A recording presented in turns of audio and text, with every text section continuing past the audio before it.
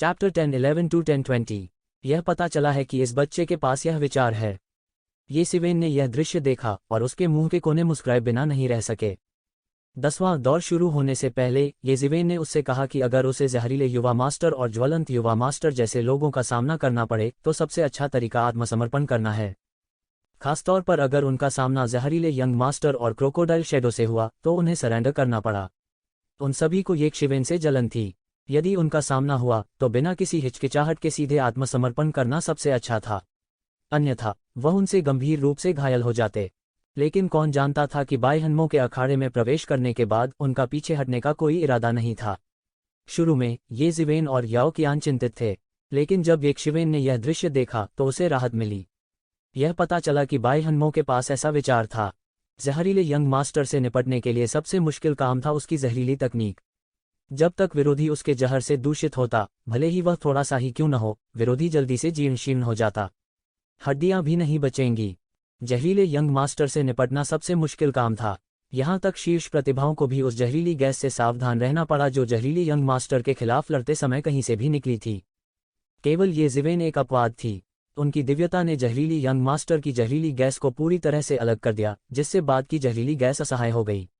इसलिए जहरीला young master पूरी तरह से संयमित था।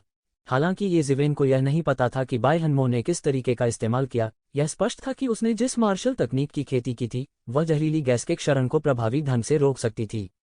भले ही यह थोड़े समय के लिए ही क्यों न हो, जहरीला यंग मास्टर को पूरी तरह से नियंत्रित करने के लिए पर्याप्त था। उस भयानक जहर तकनीक के बिना जहरीले यंग मास्टर की प्रतिरोधक क्षमता स्पष्ट रूप से तेजी से कम हो जाएगी और वह अब इतना भयानक नहीं होगा। बाइहन्मो कोई साधारण ट्रांसेंडेंट रियल्म 8वीं स्तर की शिखर विशेषज्ञ नहीं थी।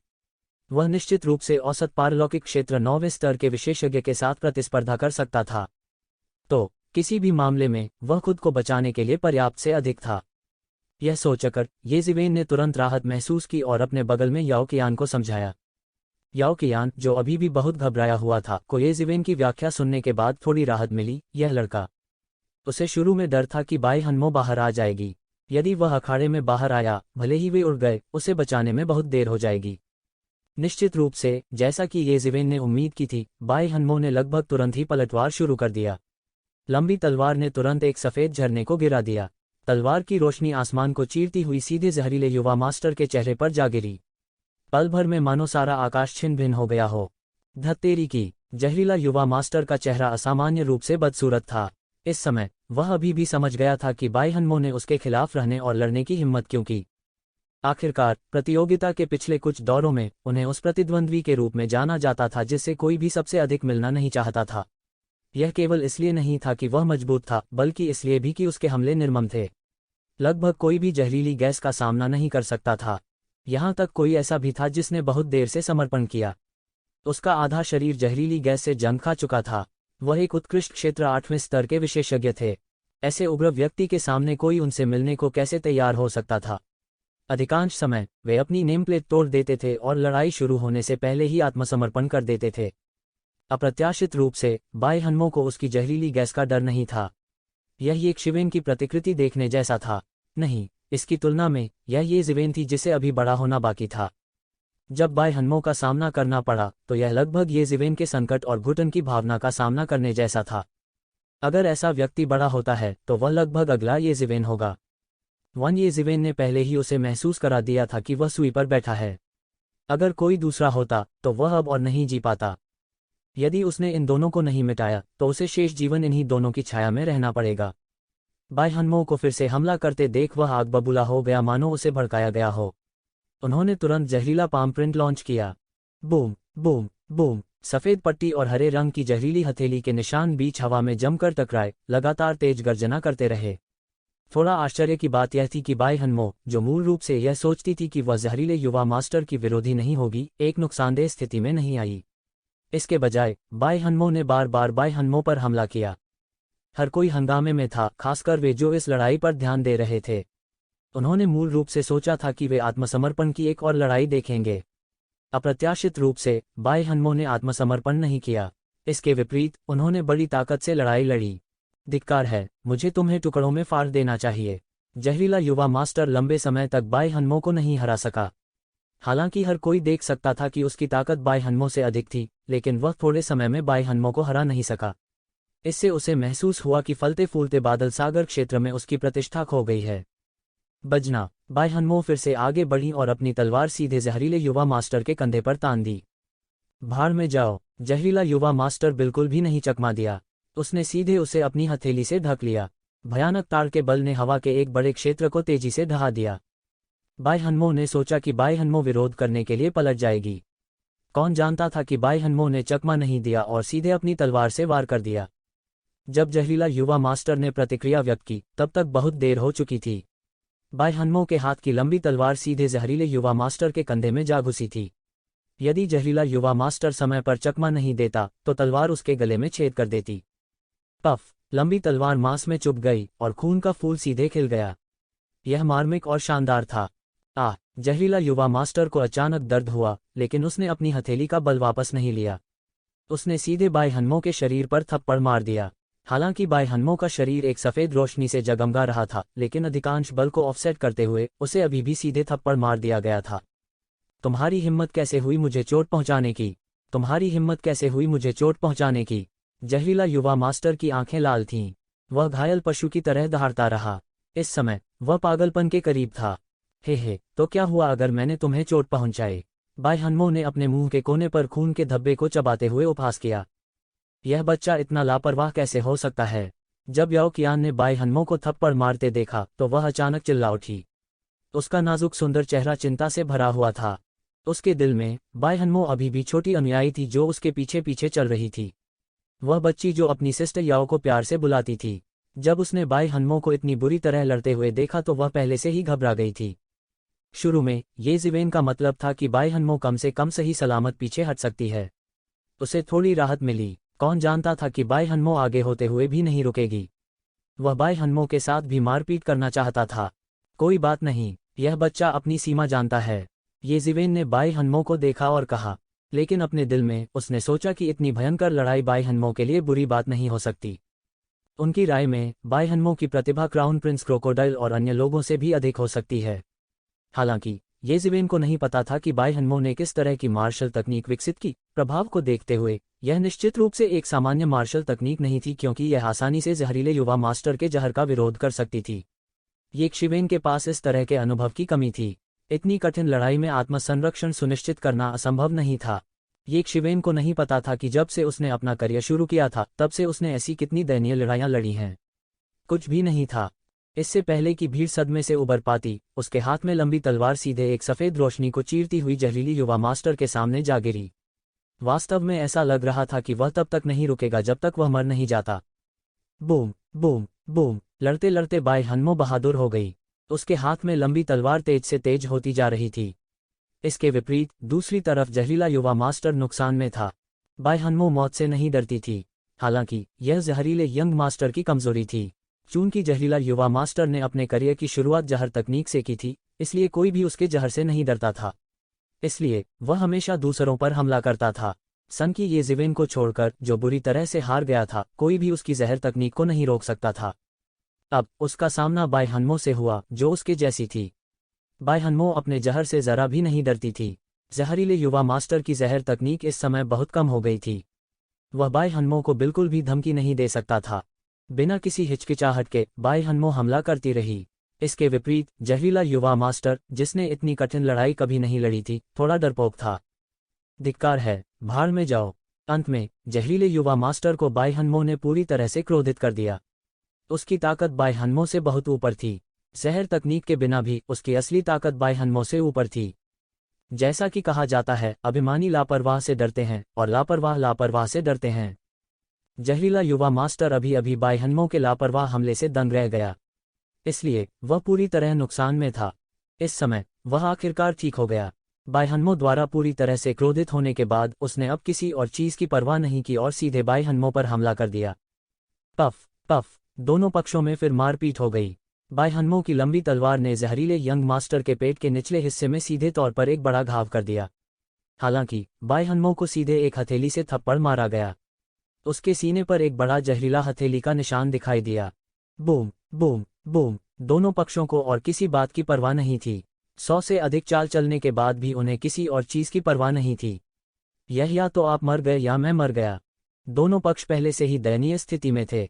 बाई हनमो का शरीर जहरीले ताड़ के निशानों से भरा हुआ था। उसके मुंह से खून टपकता रहा। वह खेदजनक स्थिति में था। हालांकि जहरीला युवा मास्टर ज्यादा बेहतर नहीं था।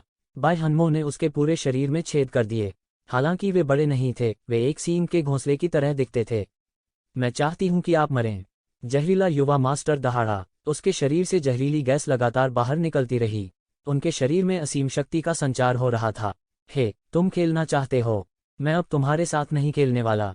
उसकी आकृति शीघ्र ही प्रकाश में लुप्त हो गई। मौके पर सभी दंग रह गए।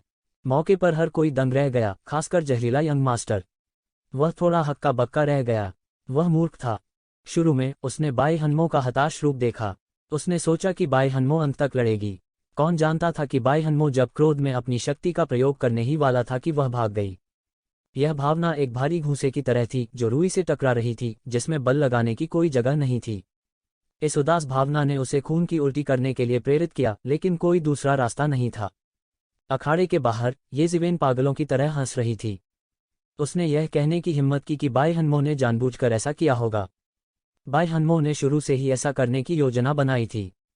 बिल्कुल, केवल जहरीला युवा मास्टर, जिसकी असामान्य रूप से बदसूरत अभिव्यक्ति थी, को अखाड़े में छोड़ दिया गया था। उसकी नज़र ये जिवेन पर पड़ी, जो एक खूंखार जानवर की तरह खुशी से हंस रहा था। ये जिवेन ने उदास जहरीले युवा मास्टर को नज़रअंदाज कर दिया। बाई हनमो को सीधे अखाड़े से बाहर भेज दिया गया। उसके हाथ में लगा पहचान चिन्ह पूरी तरह से चकनाचूर हो गया। हालांकि वह स्वाभाविक रूप से इसे इतनी दूर करने में सक्षम होने से संतुष्ट था। याओ कियान ने बाई हनमो का समर्थन करने के लिए तेजी से कदम आगे बढ़ाया। उसके शब्द तिरस्कार से भरे थे, लेकिन ये शिवेन ने कुछ नहीं कहा। उन्होंने सिर्फ थम्स अप दिया। बाई हनमो ने अपने सफ़ेद दांत दिखाते हुए मुस्कुराहट भरी। हालांकि इससे उसके शरीर पर घाव हो गए, जिससे वह गंभीर हो गया। क्या आप सावधान रहना नहीं जानते जब आप जानते हैं कि यह दर्द होता है? उसे बंदर की तरह मुनहफट देखकर याओ कियान थोड़ा हक्का बक्का रह गया। यह ठीक है, यह ठीक है। हे, मैंने जाने से पहले उस आदमी से घृणा की। यह इसके लायक है। बाई हनमो ने मुस्कराते हुए कहा, बहन याओ, मैं निकट साधना में जा रही हूँ। आपके पास सफलता है, ये जिवेन ने सोचा। बाई हनमो ने मुस्कराते हुए सिर हिलाया। तुम लड़के, लोग तुम्हें सांप और बिच्छू की तरह टालते हैं। तुम वास्तव में जहरीले यंग मास्टर को एक सीढ़ी के रूप में इस्तेमाल करते हो। हा, अगर वह इसके बारे में जानता है तो वह मौत के घाट उतर जाएगा। ये शिवेन जोर से हंस पड़ी। यह पता चला कि जहरीले युवा मास्टर को अखाड़े से टेलीपोर्ट किया गया था। जब उन्होंने इस वाक्य को सुना तो उनके दिल में लंबे समय से दबा हुआ क्रोध सीधे खून के ढेर में बदल गया, जो सीधे बाहर निकल आया। ये जिवेन का सामना करना एक ऐसे अभिशाप का सामना करने जैसा था जिसका उसने पहले कभी सामना नहीं किया था। हालांकि उन्होंने लड़ाई जीत ली, लेकिन उन्हें कोई गौरव महसूस नहीं हुआ। एक उत्कृष्ट क्षेत्र 8वें स्तर के बच्चे द्वारा इस हद तक मजबूर होना शर्म की बात थी। लेकिन इससे भी ज्यादा अपमानजनक बात यह थी कि जब वह बाहर आया तो उसने सुना कि यह बच्चा टूटने वाला है।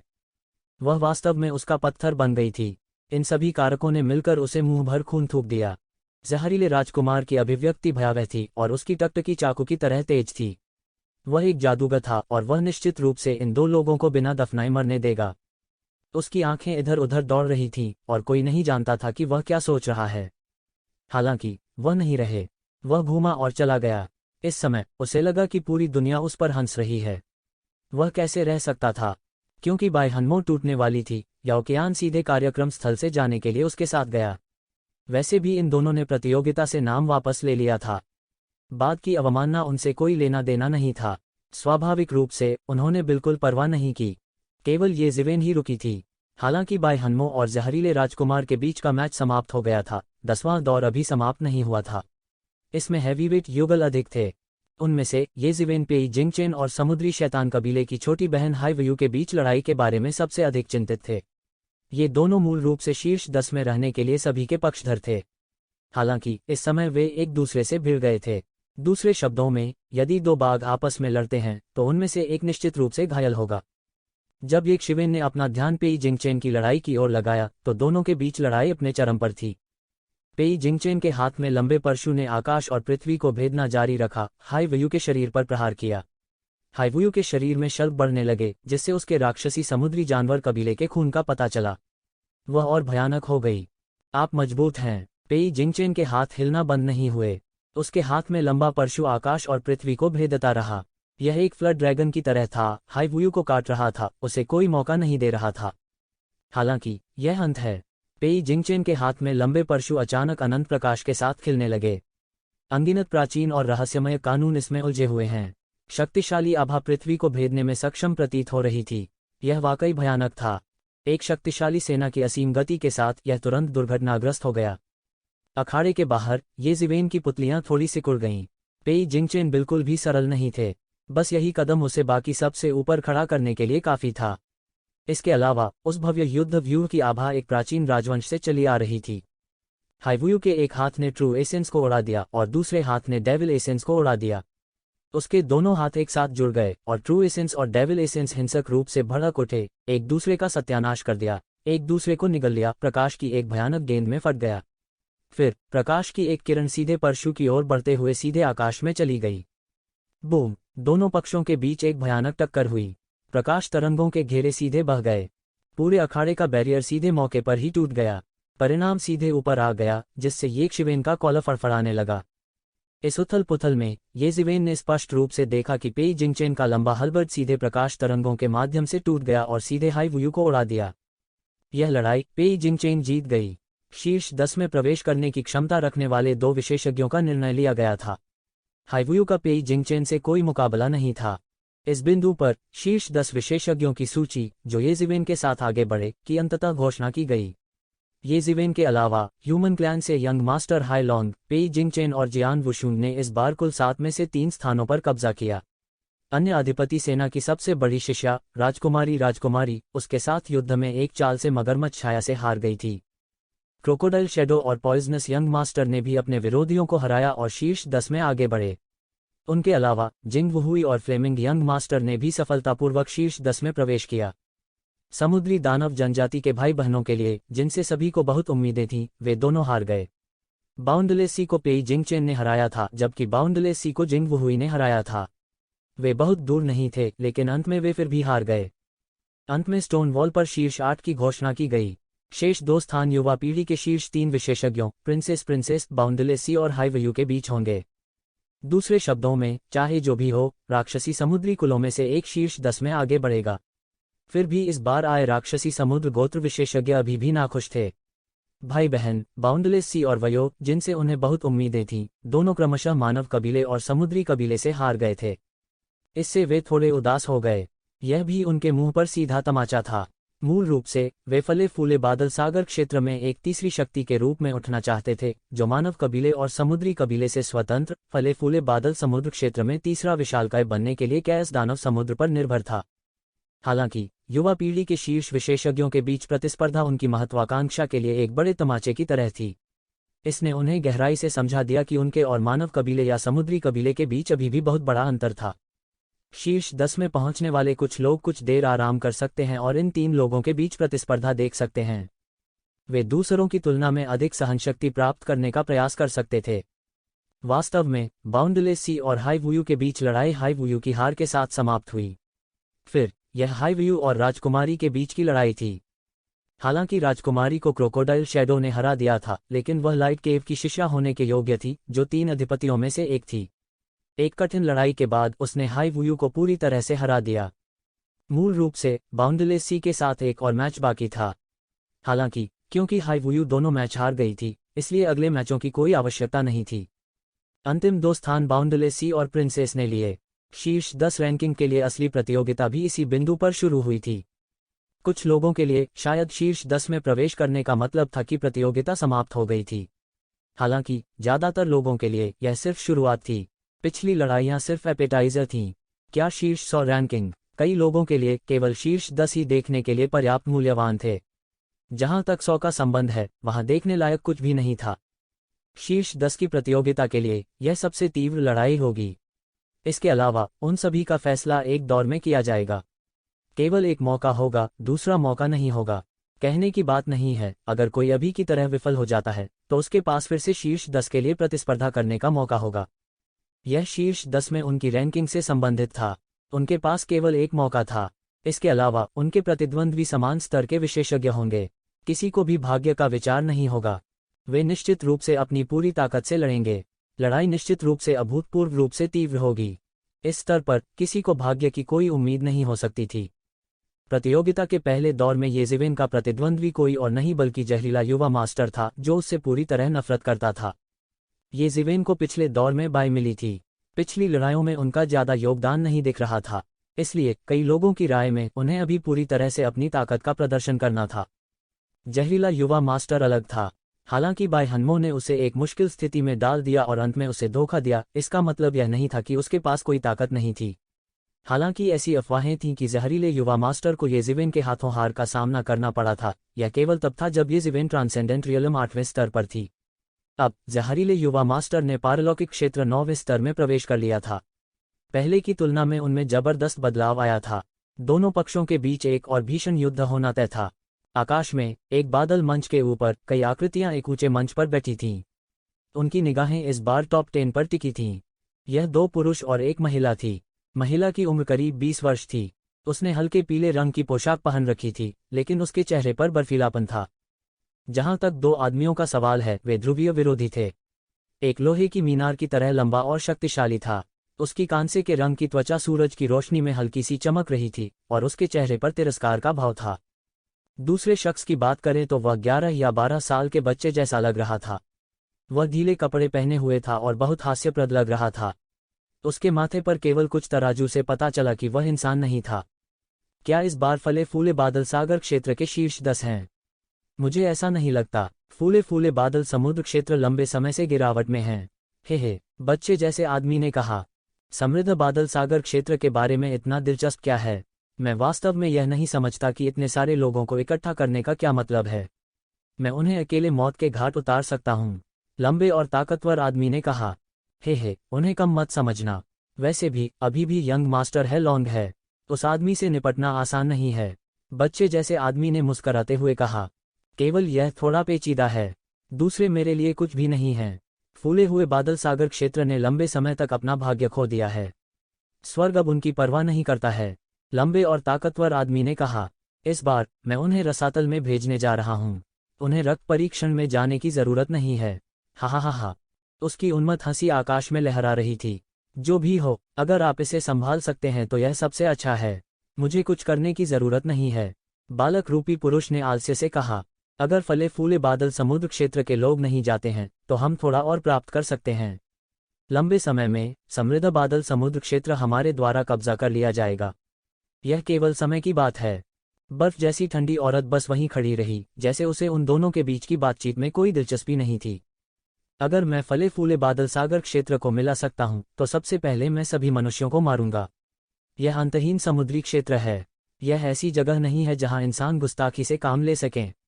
लंबे आदमी ने अपनी मुट्ठी भींच ली और तराजू उसकी मुट्ठी पर हल्के से चमकने लगा। वह एक समुद्री कबीला विशेषज्ञ भी था, ठीक वैसे ही जैसे हमने ताइफेंग सागर में किया था।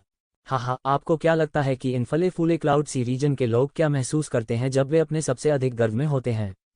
आपको क्या लगता है कि जब उन पर ठंडे पानी का एक बेसिन छिड़का जाता है तो उन्हें क्या लगता है? बच्चे के समान योद्धा ने उपहास किया और कहा, इसके बारे में सोचने मात्र से मेरा खून खौल उठता है। इस मामले को समाप्त करने के बाद मैं वापस जाऊंगा और लहू और आग की परीक्षा की तैयारी करूंगा। हे, मुझे आशा है कि मैं जीवित रह सकता हूं। मैदान में येज़ेविन और जहरीला युवा मास्टर पहले से ही एक दूसरे का सामना कर रहे थे। लड़ाई शुरू होने वाली थी। आखिरकार लड़ने की हमारी बारी है। जहरीले युवा मास्टर ने येज़ेविन को भयावह रूप से देखा और कहा, शीर्ष 10 की प्रतियोगिता के बाद एक दूसरे से मिलने की उनकी संभावना बहुत अधिक होगी। यह पहले की तरह भूसे के ढेर में सुई खोजने जैसा नहीं होगा। यह सिर्फ एक बात है कि यह जल्दी या बाद में है। तू ज़ेविन मुस्कुराया और कहा, क्या आप हारने की जल्दी में हैं? मैं तुम्हें जल्द से जल्द मारना चाहता हूँ, जहरीला यंग मास्टर ने ठंडेपन से कहा। मुझे मार डालो, येज़ेविन ने उपहास किया और कहा, मैंने पहले अपनी पूरी ताकत का उपयोग नहीं किया था। अब शीर्ष 10 में यह चरण मेरे लिए अपनी ताकत दिखाने का समय है। कोई भी मुझे रोक नहीं सकता। अभिमानी जहरीला युवा मास्टर ठंड से सूंघा। उसने अचानक अपनी हथेली पर गोली मार दी और महान जहरीले हाथ के निशान ने तुरंत पूरे क्षेत्र को ढंक दिया। हिंसक जहरीली गैस ने तुरंत पूरे अखाड़े को भर दिया। अगर कोई और होता तो उन्हें इस जहरीली गैस से निपटने में सिरदर्द होता। हालांकि यह येज़ेविन था। उनके लिए यह जहरीली गैस कुछ भी नहीं थी। यह उसकी त्वचा की सतह को भी क्षत विक्षत और भेद नहीं सकता था। उसके अत्याचारी शरीर ने पहले ही उसके शरीर को भयानक स्तर तक विकसित कर दिया था। बस इतना था कि इसे बाहर से नहीं देखा जा सकता था। हालांकि उसके लिए उसी दायरे के असली ड्रैगन से मुकाबला करना काफी था। उल्लेख नहीं करने के लिए इन जहरीले ज्वलंत ड्रैगन में केवल ड्रैगन जाति की रक्तरेखा थी। वे केवल उप ड्रैगन थे। आपको पता चल जाएगा कि मैं अहंकारी हूं या नहीं। ये शिवेन के हाथ में एक धधकती लौ जल उठी। यह कृपाण आभा के आकार में बदल गया और अचानक कट गया। गड़गड़ाहट। भयानक ज्वलनशील कृपाण आभा ने सीधे जमीन पर एक विशाल सदमे की लहर को काट दिया। यह सीधे अखाड़े में एक बड़ी दरार काट देता है। यह दरार अभी भी बिजली की गति से ग्रेट पॉइजनस हैंडप्रिंट की ओर कट रही थी। बूम। ज्वलनशील कृपाण आभा महान जहरीली हस्तछाप पर कटी। हिंसक सदमे की लहर तुरंत सभी दिशाओं में बह गई। अखाड़े पर जादू अचानक दिखाई देने लगा और थोड़ी सी दरार दिखाई देने लगी। यह केवल पहली बार था जब उन्होंने मारपीट का आदान प्रदान किया। इसके अलावा उन्होंने सीधे तौर पर अखाड़े पर जादू पर हमला नहीं किया। सिर्फ शॉक वेव में ही इतनी ताकत थी। कोई भी कल्पना कर सकता है कि टॉप 10 के बीच मुकाबला कितना भयानक होगा। ये जिवेन की ज्वलनशील कृपाण आभा सीधे महान जहरीले हाथ के निशान को अप्रतिरोध्य बल के साथ तोड़ती है और फिर जहरीले युवा मास्टर की ओर काटती रही।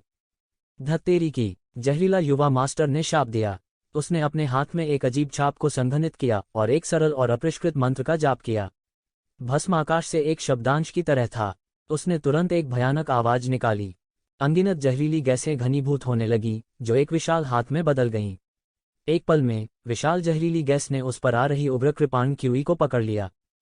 पफ। ज्वलंत कृपाण आभा गैस के द्रव्यमान की तरह थी। इसे तुरंत पकड़ लिया गया और बुझा दिया गया। इतना ही नहीं, हल्की सी आवाज भी निकली। जहरीले हाथ के निशान में विस्फोट भी नहीं हुआ था। भाड़ में जाओ। यह एक बड़ा जहरीला हाथ का निशान था। हालांकि पिछले एक की तुलना में यह स्पष्ट रूप से एक मौलिक सुधार था। मूल रूप से बिखरी हुई जहरीली गैस भी इसी समय एकत्रित हुई थी। उसकी शक्ति पहले से अधिक भयानक थी। ये जिवेन अपनी नंगी आंखों से देख सकते थे कि जब महान जहरीले हाथ के निशान को दबाया गया तो ऐसा लगा कि पूरा आकाश महान जहरीले हाथ के निशान के छेद में बदल गया है। यह बेहद भयानक था। ये जिवेन, मैं चाहता हूं कि आज तुम बिना कब्रगाह के मर जाओ। जहरीला यंग मास्टर बेतहाशा हंसा। वो उस सारी शर्म को उतारना चाहता था जो एक शिवेन ने उस पर थोपी थी। वह यह सब एक शिवेन पर उतारना चाहते थे। मैंने कहा कि मुझे कोई नहीं रोक सकता। मैं तुमसे शुरू करूंगा। ये जिवेन का शरीर स्वर्ण दिव्यताओं से ढका हुआ था। वह सुनहरी रोशनी से जगमगाता हुआ एक भगवान की तरह लग रहा था। उसने अपने पैर पटक दिए और देवता अचानक सुनहरे प्रकाश के पिंड में बदल गए और उड़ गए। बजना। चमकदार ज्वलनशील कृपाण आभा तुरंत बह गई। कृपाण टूट गया और दुनिया एक प्रचंड आग में फंस गई। जहरीली गैस एक पल में जल गई। ये जिवेन के हाथ में कृपाण का प्रभामंडल नाचने लगा और ज्वलंत कृपाण प्रभामंडल की एक परत एक विशाल लहर की तरह बह गई।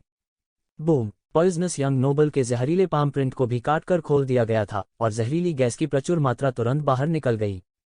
धत्तेरी की। जहरीला यंग मास्टर गुस्से से जल रहा था। हालांकि ये जिवेन की कृपाण पहले ही नीचे गिर चुकी थी। वह इतना तेज कैसे हो सकता है? जहरीले युवा मास्टर ने चुपके से दांत पीसकर कहा। ये शिवेन की गति पहले से अनगिनत गुना तेज थी। इसके अलावा सबसे महत्वपूर्ण बात यह थी कि उसने अपनी पिछली लड़ाइयों में इतनी तेज गति नहीं दिखाई थी। लेकिन वह अब एक नज़र में इतना तेज था। दोनों कृपाणों के बीच लगभग कोई अंतर नहीं था। बजना। ये जिवेन ने एक बार फिर अपने ब्लेड से बड़े जहरीले हाथ के निशान को काट दिया। मरना। कृपाण ने सीधे ग्रेट जहरीले हाथ के निशान पर एक बड़ी दरार खोल दी।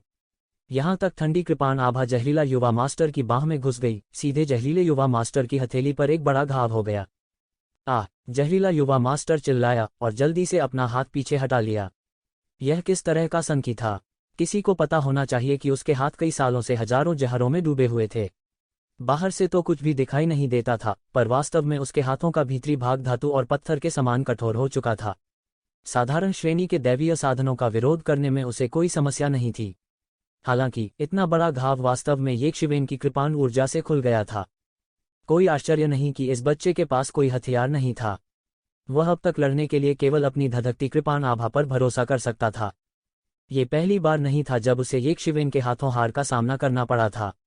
उसने सोचा कि वह पहले ही पारलौकिक क्षेत्र 9वें स्तर में प्रवेश कर चुका है और उसकी ताकत पहले से अतुलनीय थी। हालांकि उसने अभी भी एक शिवेन की प्रगति को कम करके आंका था।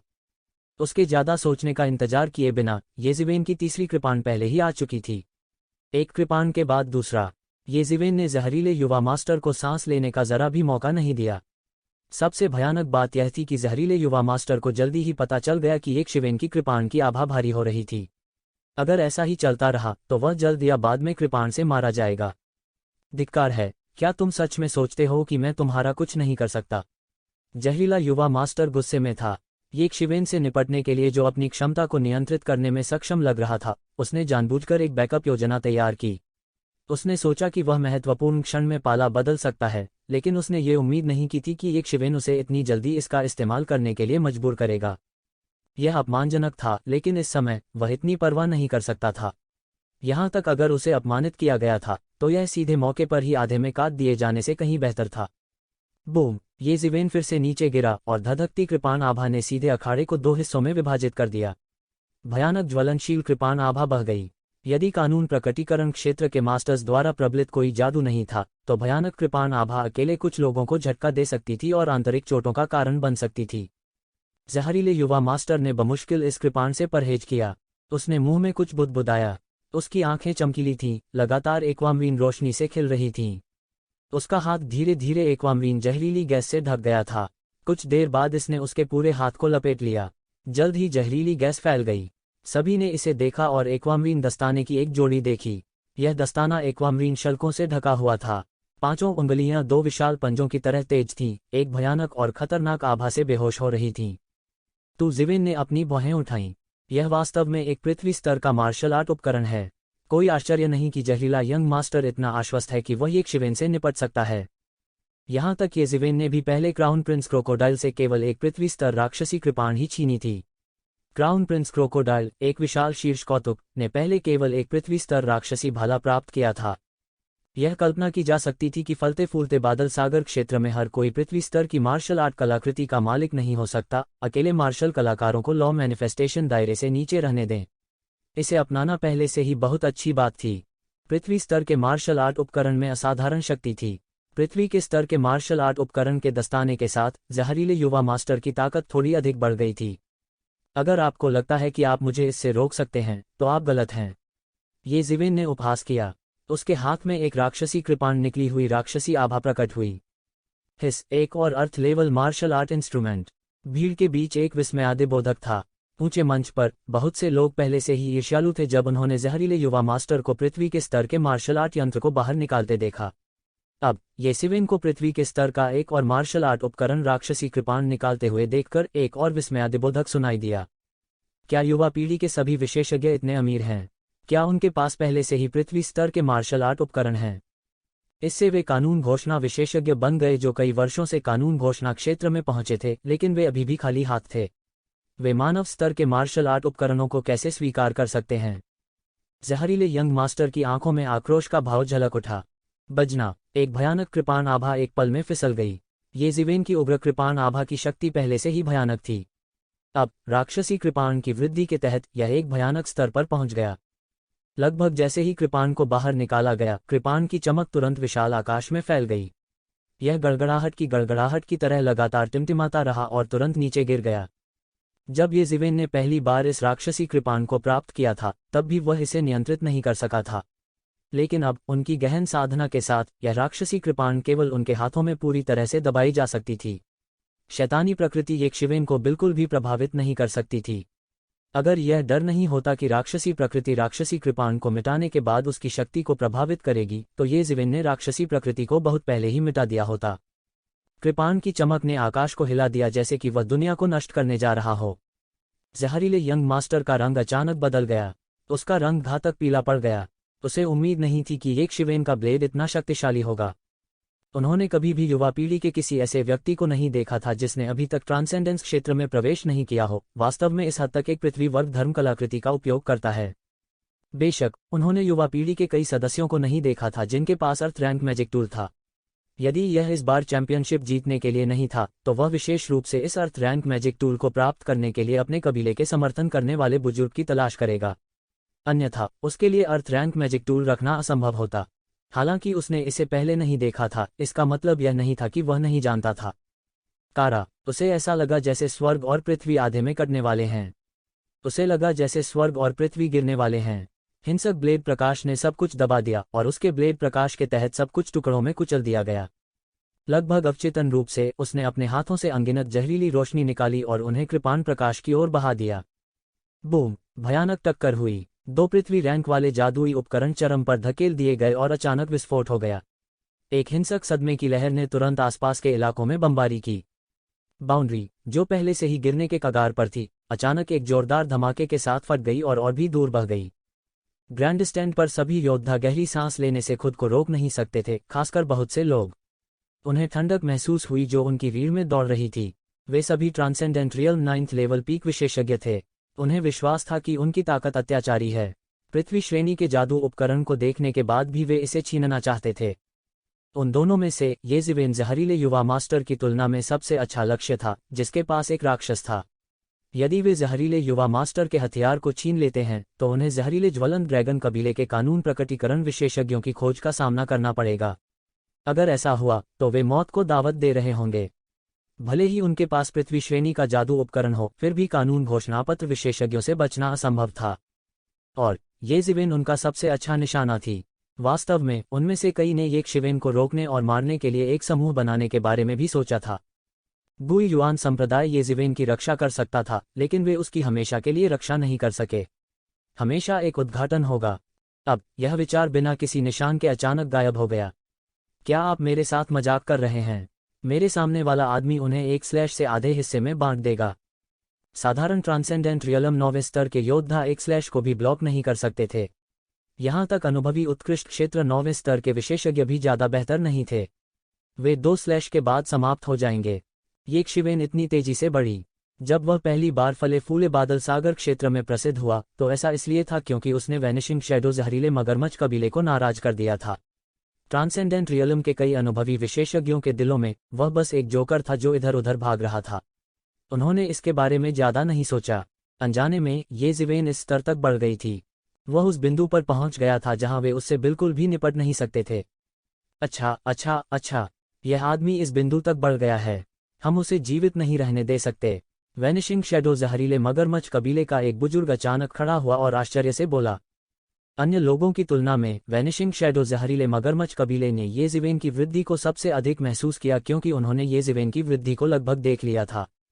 येज़िवेन ने उन्हें बहुत पहले नाराज कर दिया था, इसलिए उन्होंने लगातार लोगों को येज़िवेन को घेरने और दबाने के लिए भेजा था। हालांकि चाहे उन्होंने कितने भी विशेषज्ञ भेजे हों, वे सभी येज़िवेन द्वारा मारे जाएंगे। वे केवल असहाय होकर देख सकते थे क्योंकि येज़िवेन मजबूत हो रहा था। जब मैं वापस जाऊं तो मुझे यह खबर कबीले के नेता को बतानी चाहिए।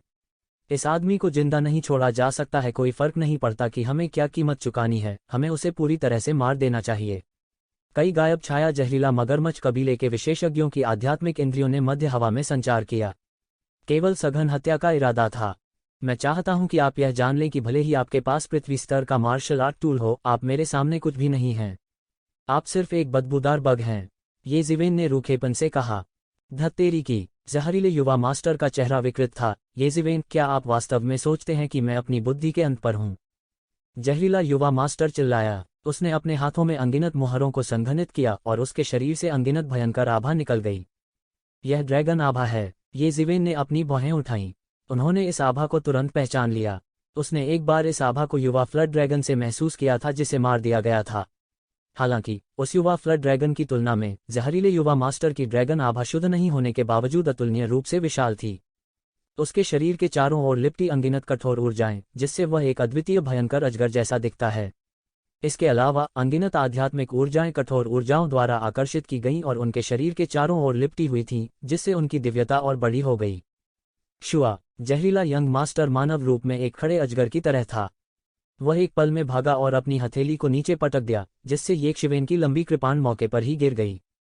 ड्रैगन ऑरा अपने आप में दुनिया की सबसे मजबूत चीज थी। ड्रैगन कबीला भी इस दुनिया की कुछ शक्तिशाली जातियों में से एक थी, विशेष रूप से उनका भौतिक शरीर। यह और भी अत्याचारी था। यहां तक येज़िवेन के अत्याचारी शरीर की तुलना ड्रैगन कबीले से की गई थी। परिवर्तन के बाद जहरीले युवा मास्टर ने अपनी पिछली लड़ाई शैली को बदल दिया और खुलकर लड़ना शुरू कर दिया। जहां भी उसके ड्रैगन के पंजे गुजरे, जमीन तुरंत खुल जाएगी।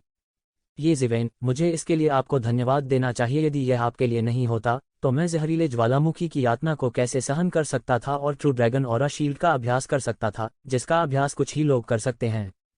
अब मुझे यह मार्शल आर्ट चाहिए और मैं तुम्हें स्वर्ग भेजूंगा। जहरीला यंग मास्टर दिल खोलकर हंसा और बोला, अगर येज़िवेन ने उसे लगातार पराजित नहीं किया होता और उसे शर्मिंदा महसूस नहीं कराया होता तो वह ट्रू ड्रैगन के ऑरा शील्ड का अभ्यास करने के बारे में कैसे सोचता। जहरीले ज्वलंत ड्रैगन कबीले में बहुत कम लोग इसका अभ्यास कर सकते थे। ट्रू ड्रैगन ऑरा शील्ड का अभ्यास करने के बाद, हालांकि वह एक वास्तविक ड्रैगन में नहीं बदल सका, उसकी गति और शक्ति दोनों को भयानक स्तर तक बढ़ाया जाएगा, सामान्य से कहीं अधिक। जहरीला युवा मास्टर को जरा भी संदेह नहीं था। अत्याचारी ट्रू ड्रैगन ऑरा शील्ड पर भरोसा करते हुए उसने सीधे येज़िवेन के शरीर पर थप्पड़ मारा। वह येज़िवेन को थप्पड़ मारना चाहता था, उसे वापस लड़ने का कोई मौका नहीं दे रहा था। बजना। येज़िवेन की कृपाण जहरीले युवा मास्टर के ड्रैगन पंजों पर जा गिरी। अचानक चिंगारी की आवाज हुई। यह ऐसा था मानो उसने सोने और पत्थर पर वार किया हो। किसी को पता होना चाहिए कि यह कोई साधारण मार्शल इंस्ट्रूमेंट नहीं था, बल्कि पृथ्वी स्तरीय मार्शल इंस्ट्रूमेंट था। यहां तक कि विधि प्रकटीकरण के क्षेत्र के विशेषज्ञों के पास भी पृथ्वी स्तरीय मार्शल यंत्र नहीं था। अप्रत्याशित रूप से यह उसकी ट्रू ड्रैगन ऑरा शील्ड को नहीं खोल सका। कोई आश्चर्य नहीं कि जहरीले युवा मास्टर ने येज़िवेन से मिलने का साहस किया जब वह जानता था कि जहरीली गैस येज़िवेन के साथ कुछ नहीं कर सकती। ऐसा लग रहा था कि उसके वापस जाने के बाद येज़िवेन ने उसे बहुत प्रेरित किया था। हाँ, येज़िवेन, तुम मेरे ट्रू ड्रैगन ऑरा शील्ड को नहीं तोड़ सकते। यह ट्रू ड्रैगन ऑरा शील्ड है। यह एक कबीला है जो देवताओं को चुनौती दे सकता है। आपको क्या लगता है कि आप कौन हैं? हा। जहरीला यंग मास्टर बुरी तरह हंसा। क्या तुम सच में सोचते हो कि मैं तुम्हारा कुछ नहीं कर सकता? येज़िवेन ने उपहास किया और अपने शरीर में रहस्यमय आग को जुटाया। जब से उसने इस रहस्यमय आग को वश में किया, तब से उसके पास वास्तव में इसका उपयोग करने के अधिक अवसर नहीं थे। यह उनके शरीर में हमेशा पोषित रहा था। इसी तरह इस रहस्यमय आग के अस्तित्व के कारण येज़िवेन के शरीर की अशुद्धियां लगातार जल रही थीं और अत्याचारी का शरीर शुद्ध और अधिक शक्तिशाली हो गया था। उसके हाथ में राक्षसी कृपाण तुरंत आग की लपटों में लिपटी हुई थी, जो एक वास्तविक उग्र कृपाण में बदल गई थी। हुश, वह फिर से नीचे गिरा। कृपाण आभा ने तुरंत विशाल आकाश को पार कर लिया, आकाश को आग के समुद्र में बदल दिया। सचमुच एक भयानक दृश्य सामने आया। ये लपटें उस उग्र कृपाण आभा से पूरी तरह से अलग थी जिसे येज़िवेन ने पहले गिराया था। येज़िवेन की उग्र कृपाण आभा ने पहले हवा को जला दिया था, लेकिन अब उसकी लपटें वास्तव में अंतरिक्ष को जला रही थीं। वह स्थान जिसे कानून घोषणा क्षेत्र के विशेषज्ञ भी नहीं तोड़ सकते थे, वास्तव में एक सिजलिंग ध्वनि के साथ जल रहा था। सब कुछ का मतलब था कि इस कृपाण में पिछले वाले से बिल्कुल अलग शक्ति थी। जहरीले युवा मास्टर को भी जल्दी ही एहसास हो गया कि यह कृपाण हमला असाधारण था। यह पिछले वाले से बिल्कुल अलग था। ज्वाला ने उनके हृदय को द्रवित कर दिया। किसी को पता होना चाहिए कि यह मूल रूप से असंभव था। वह जहरीले फ्लेमिंग ड्रैगन कबीले का शिष्य था। उसके शरीर में जहरीले फ्लेमिंग ड्रैगन कबीले का खून था। जहर का उपयोग करने के अलावा आग की लपटें भी उनकी ताकत थीं। हालांकि वह जहरीले युवा मास्टर की तरह कुशल नहीं था, लेकिन साधारण लपटें उसे बिल्कुल भी चोट नहीं पहुंचा सकती थीं। भले ही वह उसके शरीर को काट दे, यह उसके शरीर द्वारा पूरी तरह से अवशोषित कर लिया जाएगा। वह बचपन से ही ज्वालामुखियों के किनारे सक्रिय था। इसके बाद उन्होंने ज्वालामुखियों में अभ्यास किया। वह आग की लपटों से कभी नहीं डरा था। हालांकि वह वास्तव में इस कृपाण हमले से डर गया था, लेकिन इस समय उसके पास ज्यादा सोचने का समय नहीं था। उन्होंने अपने आप को बचाने के लिए सीधे दोनों हाथों से जहरीला धुआं उड़ाया। येज़िवेन का सेबर अटैक बेहद शानदार था। कृपाण प्रकाश विशाल आकाश के माध्यम से कट गया, तुरंत आकाश में जहरीले धुएं को काट दिया और जहरीले युवा मास्टर के ट्रू ड्रैगन ऑरा शील्ड पर गिर गया। बूम! इस स्लैश ने वास्तव में एक छोटा मशरूम बादल बनाया जो पागलपन से ऊपर उठा। हिंसक सदमे की लहर को एक साथ संघनित किया गया और ट्रू ड्रैगन के प्रोटेक्टिव ऑरा शील्ड में विस्फोट कर दिया गया। मूल रूप से अजेय ट्रू ड्रैगन ऑरा शील्ड एक पल में टूट गया और एक बड़ा घाव कट गया। ऐसा हो ही नहीं सकता। जहरीले युवा मास्टर को कृपाण के हमले से सीधे उड़ते हुए भेजा गया था। हालांकि इसने उसके शरीर को नहीं काटा, शेष बल ट्रू ड्रैगन ऑरा शील्ड से होकर गुजरा और उसे सीधे उड़ने के लिए भेजा। हालांकि ट्रू ड्रैगन ऑरा शील्ड थोड़े समय के लिए बहुत अत्याचारी हो सकता है, लेकिन वह सच्चा ड्रैगन नहीं था। बेशक वो येज़िवेन की अत्याचारी बॉडी की ताकत का मुकाबला नहीं कर सकता था। यह कैसी लौ है? जहरीले ज्वलंत ड्रैगन कबीले के विशेषज्ञों ने अचानक ठंडी हवा में सांस ली। वह किस तरह की ज्वाला थी? समुद्री कुलों में आग से खेलने वाला जहरीला फ्लेमिंग ड्रैगन कबीला अनोखा माना जाता था। कई समुद्री कुलों के बीच उन्हें पूरी तरह अपरंपरागत माना जाता था। अंतहीन समुद्री क्षेत्र के वातावरण में आग से जुड़ी मार्शल आर्ट की खेती करने का परिणाम केवल दूसरों द्वारा दबा दिया जाना होगा। हालांकि वे अलग थे। अग्नि जिम्मेदार मार्शल आर्ट और जादुई शक्तियां जो उन्होंने विकसित की, वे उनकी प्रवृत्ति से आई थीं। यह एक जन्मजात जादुई शक्ति थी, इसलिए उन्होंने अंतहीन समुद्री क्षेत्र के पर्यावरण की परवाह नहीं की। लेकिन आमतौर पर कहा जाए तो जिन लपटों से उनके कबीले के लोग खेल सकते थे वे केवल साधारण लपटें थीं। यह पहली बार था जब उन्होंने एक ऐसी ज्वाला देखी थी जो एक सच्चे ड्रैगन की ताकत की ढाल के माध्यम से कट सकती थी। What true dragons aura shield, क्या मजाक है, ये शिवेन ने उपहास किया और एक बार फिर अपना ब्लेड काट दिया। उनकी कृपाण तकनीक औसत दर्जे की थी और इसमें कुछ भी असाधारण नहीं था। यह सिर्फ एक साधारण साबर स्लैश था। यह बहुत साधारण लग रहा था। हालांकि इसने जहरीले यंग मास्टर को लगातार शिकायत की। हालांकि यह मुश्किल नहीं लग रहा था, ऐसा नहीं था।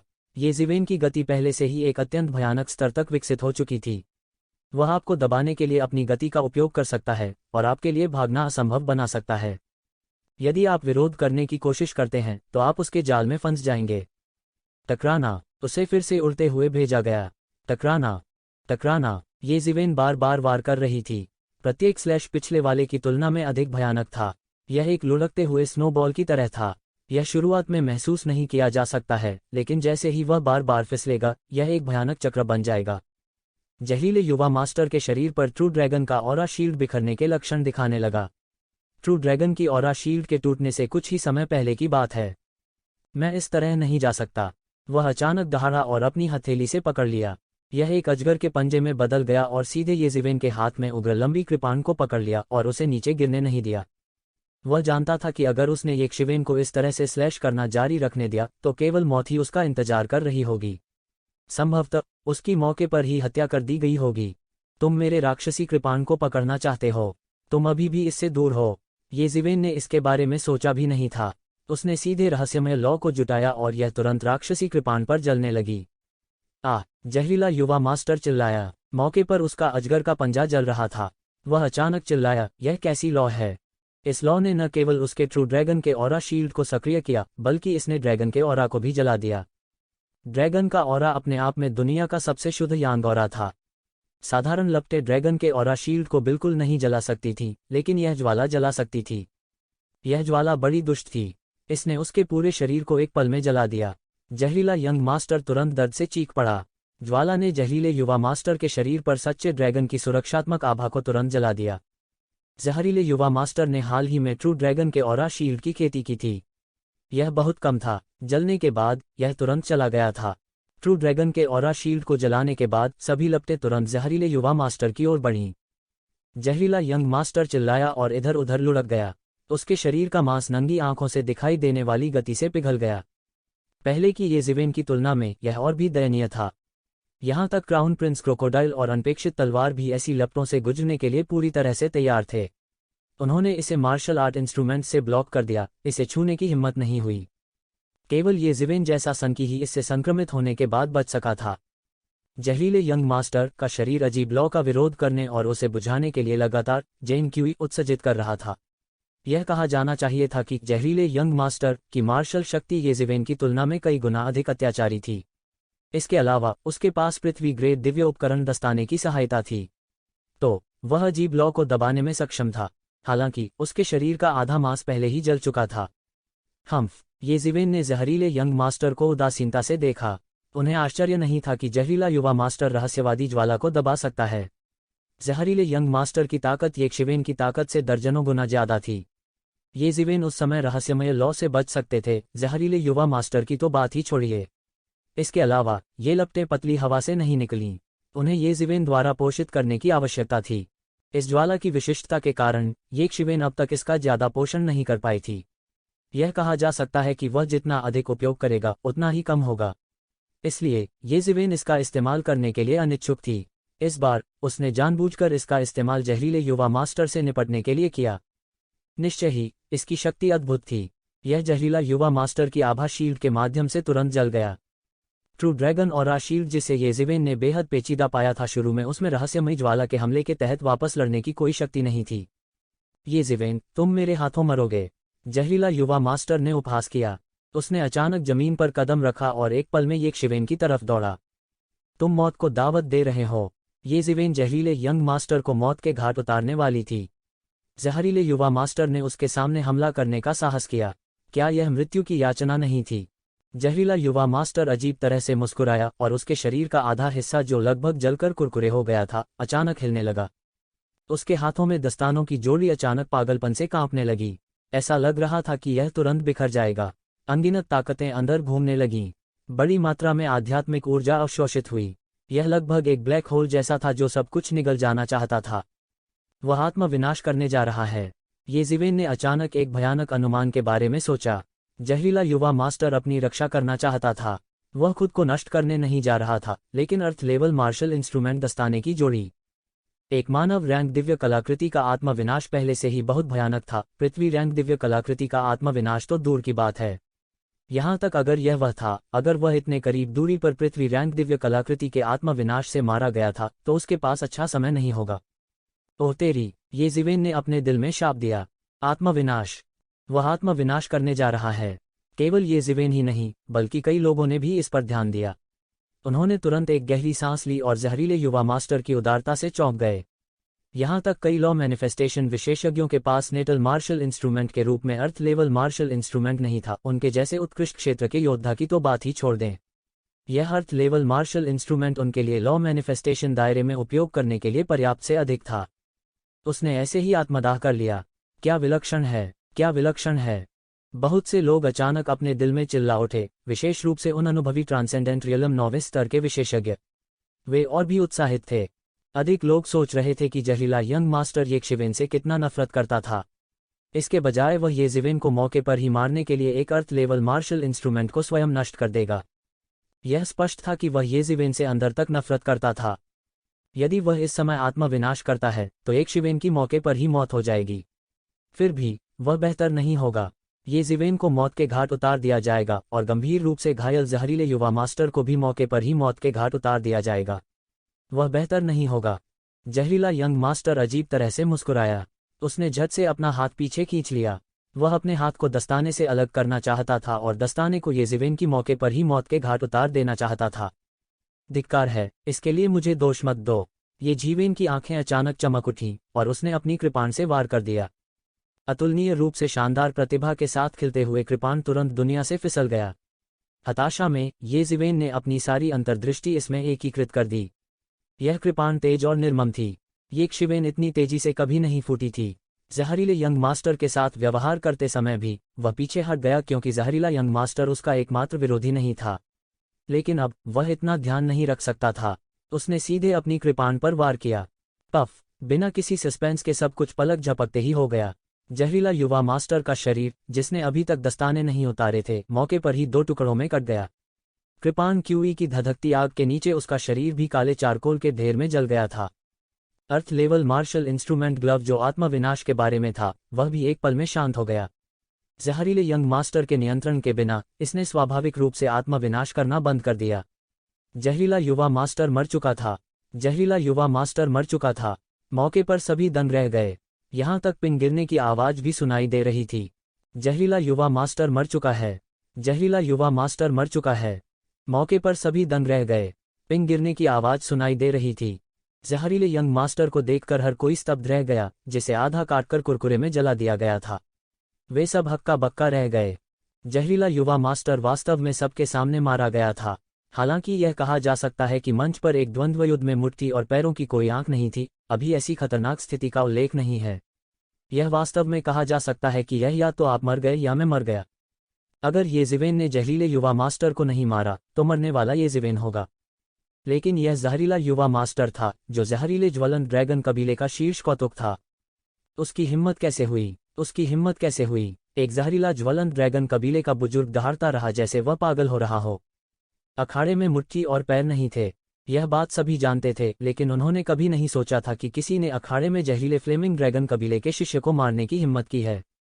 यह प्रमुख अधिपतियों के बीच मौन समझौता भी था। यहाँ तक जब वैनिशिंग शैडो जहरीले मगरमच्छ कबीले ने गुई युआन संप्रदाय से निपटा तो यह गुप्त रूप से किया गया था। उन्होंने अपना मुंह दिखाने की हिम्मत ही नहीं की। येज़िवेन सार्वजनिक रूप से मरने वाली पहली महिला थीं। यह घटना एक भूकंप की तरह थी जिसने स्टैंड में सभी के दिलों में तुरंत एक बड़ी लहर पैदा कर दी। इस बववा की हिम्मत असीम रूप से बड़ी थी। अभिमानी, अभिमानी, यह अवर्णनीय था। जहरीला फ्लेमिंग ड्रैगन कबीला फले फूले बादल सागर क्षेत्र में एक अधिपति राक्षस था जो वैनिशिंग शैडो जहरीले मगरमच्छ कबीले से थोड़ा बेहतर था। क्राउन प्रिंस मगरमच्छ को मारना काफी नहीं था, वह अभी भी जहरीले यंग मास्टर को मारना चाहता था। क्या यह बच्चा वास्तव में तथाकथित कौतुक हत्यारा है? उनका साहस वास्तव में कुछ हद तक बड़ा है। हालांकि कुछ लोग ऐसे भी थे जिन्हें परवाह नहीं थी। क्या यह अजीब था? उसने युवराज मगरमच्छ को भी मार डाला था। जहरीले यंग मास्टर को मारना केक का एक टुकड़ा मात्र था। उत्तेजित होने से पहले वे जहरीले ज्वलंत ड्रैगन कबीले के विशेषज्ञ पीछे नहीं हट सके। वे तुरंत यक्षिवेन को मारने के लिए अंतरिक्ष से बाहर निकल गए। हालांकि गुई युआन संप्रदाय के विशेषज्ञों ने तुरंत प्रतिक्रिया दी और जहरीले ज्वलंत ड्रैगन कबीले के विशेषज्ञों को तुरंत रोक दिया। आप गुई युआन संप्रदाय क्या करना चाहते हैं? क्या आप हमें रोकना चाहते हैं? तुम क्या चाहते हो? अखाड़े में मुट्ठी और पैरों की आंखें नहीं होती। एक व्यक्ति के मरने में क्या अजीब बात है? मुझे अखाड़े की परवाह नहीं है। उसने हमारे जहरीले युवा मास्टर को मार डाला, इसलिए मैं चाहता हूं कि वह उसके साथ मर जाए। आप जहरीले ज्वलंत ड्रैगन उन नियमों को तोड़ने की कोशिश कर रहे हैं जो दसियों हजार सालों से चले आ रहे हैं। जहरीली फ्लेमिंग ड्रैगन रेस के दबंगपन के सामने गुई युआन संप्रदाय के विशेषज्ञ 1 इंच भी नहीं हिले। इसने कई लोगों को हैरान कर दिया। क्या इन गुई युआन संप्रदाय के विशेषज्ञों ने बारूद खाया? वे 1 इंच भी कैसे नहीं हिल सकते थे? यह उनकी सामान्य शैली नहीं थी। हालांकि वे भी फले फूले बादल सागर क्षेत्र के अधिपतियों में से एक थे। एक बाहरी व्यक्ति के रूप में मानव अधिपति कम या ज्यादा कमजोर थे। जब तक उन्हें अत्यधिक मजबूर नहीं किया गया, वे आमतौर पर शायद ही कभी समुद्री कबीले के अधिपतियों के साथ बाहर हो गए। हालांकि यह इस तथ्य के कारण भी था कि मानव जाति अंतहीन समुद्री दायरे में पूरी तरह से नुकसान में थी। इसने समुद्री कबीले के विशेषज्ञों को उनके कार्यों में और अधिक दबंग बना दिया। अब गुई युआन संप्रदाय ने येजिवेन के मामले में जहरीले ज्वलंत ड्रैगन कबीले का सामना किया। यहां तक लुप्त छाया जहरीला मगरमच्छ कबीले ने भी संकोच नहीं किया। यह उनकी सामान्य छवि से बहुत अलग था। ऐसा क्यों था? जहरीले ज्वलंत ड्रैगन कबीले के अहंकारी होने का कारण यह था कि वे निश्चित थे कि येजिवेन के मामले के कारण गुई युआन संप्रदाय उनके साथ नहीं गिरेगा। आखिरकार उनके एक जीनियस की मृत्यु हो गई। क्या इससे ज्यादा गंभीर कुछ था?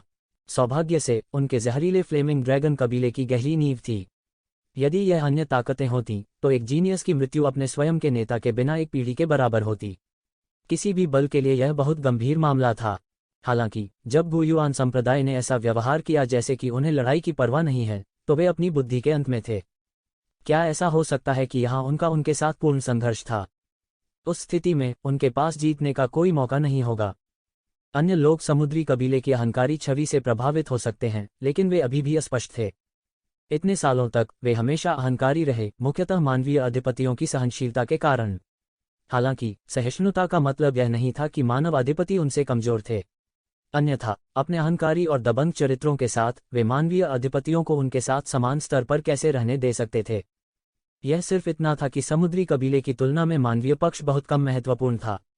लेकिन बाघ आखिर शेर ही था। कोई फर्क नहीं पड़ता कि वह आमतौर पर कितना विनम्र था, वह अभी भी एक बाघ था। उनके स्वभाव में ज्यादा बदलाव नहीं आएगा। जब उन्होंने यह सोचा तो वे तुरंत झिझक गए। दुर्भाग्य से उनमें से कोई भी ऐसा नहीं था जो दो कुलों के बीच युद्ध का परिणाम भुगत सके।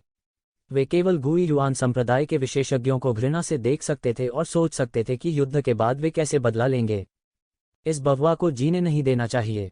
इस समय उनके पास वैनिशिंग शैडो जहरीले मगरमच्छ कबीले के विशेषज्ञों के समान विचार थे। यह केवल इसलिए नहीं था कि उसने जहरीले यंग मास्टर को मार डाला, बल्कि इसलिए भी कि उसने जहरीले यंग मास्टर को मार डाला। युवा पीढ़ी के विशेषज्ञों में ताकत में ज्यादा अंतर नहीं था। उनमें से कुछ दूसरों को हरा सकते थे, लेकिन इसका मतलब यह नहीं था कि वे दूसरों को मार सकते थे। ये दो पूरी तरह से अलग अवधारणाएं थीं। एक बार जब ऐसा व्यक्ति बड़ा हो गया तो वह एक ऐसा अस्तित्व बन सकता है जिसने संतुलन को नष्ट कर दिया। प्राचीन बेरेंस महाद्वीप में ये अधिपति श्रेणी के कोलोसस प्रभारी थे। इनमें कई पुराने राक्षस भी थे जो अनगिनत वर्षों से जीवित थे। सभी को इन अधिपतियों के नियंत्रण में रहना पड़ता था। कोई अपवाद नहीं था। हालांकि एक प्रकार का व्यक्ति था जो एक अपवाद था। वह राक्षसी प्रतिभा थी। इस तरह के व्यक्ति का जन्म संतुलन को नष्ट करने के लिए हुआ था, बिल्कुल स्वर्ग के पसंदीदा की तरह।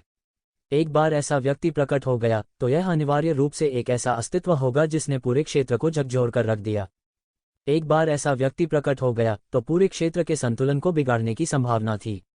जिस तरह एक लॉ मैनिफेस्टेशन विशेषज्ञ ट्रांसेंडेंट रियलम विशेषज्ञों के एक समूह को आसानी से मार सकता है, वे उस खतरे के बारे में बहुत स्पष्ट थे जो एक उच्च स्तर पर जाने की क्षमता वाला विशेषज्ञ ला सकता है। हालांकि वे दुश्मन थे। यदि ऐसा व्यक्ति उनके कुल में प्रकट होता है तो यह स्वाभाविक रूप से एक महान आशीर्वाद होगा। ऐसा व्यक्ति खेती करने के लिए सभी संसाधनों का उपयोग करने के योग्य था, लेकिन दुर्भाग्य से वह नहीं था। हालांकि एक शिवन के पास केवल इस तरह की क्षमता थी, लेकिन हो सकता है कि वह अंत में वह न बन पाए जिसके बारे में वे सबसे अधिक चिंतित थे। फिर भी यह उन्हें चिंतित करने के लिए काफी था। यदि ऐसे व्यक्ति को पालने में न फंसाया जाता तो वे इतने वर्षों तक व्यर्थ ही रहते। एकमात्र समस्या यह थी कि गुई युआन संप्रदाय लगातार उन्हें रोक रहा था। यह कुछ ऐसा था जिसे हल करने की जरूरत थी, लेकिन उन्हें विश्वास नहीं था कि गुई युआन संप्रदाय जीवन भर उनकी रक्षा कर सकता है। 10 साल, 50 साल, 100 साल, हमेशा एक मौका होगा। कोई फर्क नहीं पड़ता कि हर कोई कितना हैरान था, उसने वास्तव में ऐसा किया था। उसने जहरीले युवा मास्टर को मार डाला था। वह गिरने वाले शीर्ष 10 विशेषज्ञों में से पहला था। हालांकि सिर्फ इसलिए कि वह सबसे पहले गिरने वाला था, इसका मतलब यह नहीं था कि अन्य लड़ाइयां दिल को छू लेने वाली थीं। इसके विपरीत अन्य लड़ाइयां भी उतनी ही क्रूर थीं। लड़ाई के पहले दौर में येज़िवेन और जहरीले युवा मास्टर की लड़ाई के अलावा अन्य शीर्ष 10 विशेषज्ञ साधारण व्यक्ति नहीं थे। येज़िवेन जहरीली यंग मास्टर की जहरीली गैस से नहीं डरती थी, इसलिए वह पूरी लड़ाई में उसे दबा सकती थी। हालांकि दूसरों को ऐसा कोई फायदा नहीं हुआ। शीर्ष 5 में आगे बढ़ने के लिए कहा जा सकता है कि वे अपनी पूरी ताकत से लड़ रहे हैं। वे येज़िवेन की तरह नहीं थे जिनकी जीत इतनी जल्दी तय हो गई थी। येज़िवेन की शुरुआती जीत के कारण वह आसानी से बैठकर दूसरों की लड़ाई देख सकता था। येज़िवेन के समूह के अलावा अन्य 4 समूहों की लड़ाई सबसे तीव्र चरण में प्रवेश कर चुकी थी। उनमें से पिछले defending champion sea dragon young master की लड़ाई निस्संदेह उनमें से सबसे अधिक आकर्षक थी। उनके प्रतिद्वंद्वी लाइट केव राजकुमारी के शिष्य थे। हालांकि राजकुमारी सी ड्रैगन यंग मास्टर के रूप में लाइट केव की प्रमुख शिष्या के रूप में प्रसिद्ध नहीं थी, लेकिन उसकी ताकत स्वाभाविक रूप से निर्विवाद थी। उसने लगातार सभी प्रकार की अनूठी तकनीकों का विस्फोट किया। वह क्राउन प्रिंस क्रोकोडाइल और अन्य लोगों से कम नहीं थी। हालांकि इससे भी अधिक भयानक बात यह थी कि यंग मास्टर हाई लॉन को अत्याचारी राजकुमारी द्वारा पूरी तरह से दबा दिया गया था। हालांकि यंग मास्टर हाई लॉन पूरी तरह से राजकुमारी को दबा रहा था, लेकिन उसे पूरा फायदा नहीं हुआ। येज़िवेन को थोड़ा अजीब लगा क्योंकि ऐसा लग रहा था कि सी ड्रैगन यंग मास्टर अपने अनुभव और कौशल पर भरोसा करके राजकुमारी को पूरी तरह से दबा सकता है, लेकिन उसके पास कुछ विस्फोटक शक्ति का अभाव था। दूसरे शब्दों में, जब वह स्पष्ट रूप से राजकुमारी को हरा सकता था तो उसने उस प्रकार की प्रभावशाली युद्ध शक्ति नहीं दिखाई। यह उस जानकारी से मेल नहीं खाता था जिसे येज़िवेन सी ड्रैगन यंग मास्टर के बारे में जानती थी। पिछले टूर्नामेंट में शीर्ष 10 विशेषज्ञों में से प्रत्येक रैंकिंग बहुत निश्चित नहीं थी क्योंकि सभी की अपनी राय थी। हालांकि केवल एक व्यक्ति की रैंकिंग हमेशा निश्चित थी और वह था सी ड्रैगन यंग मास्टर। उन्हें चैंपियन के रूप में पहचाना गया था। समुद्रकुल ने भी इस बात से इनकार नहीं किया। लेकिन आज की लड़ाई में सी ड्रैगन यंग मास्टर ने ऐसी हावी युद्ध शक्ति नहीं दिखाई।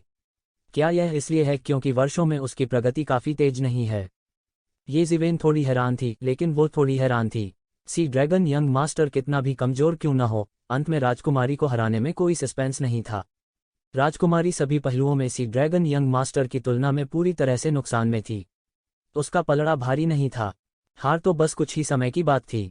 शीर्ष 5 में उसके अलावा विजेता का फैसला करने वाला पहला सी ड्रैगन यंग मास्टर होना चाहिए। वह इस बारे में निश्चित था। येज़िवेन की इस लड़ाई में कोई दिलचस्पी नहीं थी क्योंकि इस लड़ाई का परिणाम पहले से ही निर्धारित किया जा चुका था। ऐसे में उन्होंने अपना ध्यान कहीं और लगा लिया। उन्होंने पेई जिंगचेन और फ्लेम यंग मास्टर के बीच लड़ाई देखी।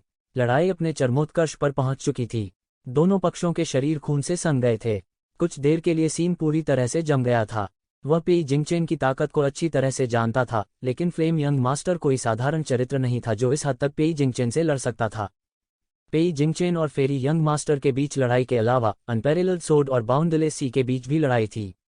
दोनों पक्षों के बीच लड़ाई भी एक सफेद गर्म चरण में प्रवेश कर गई थी।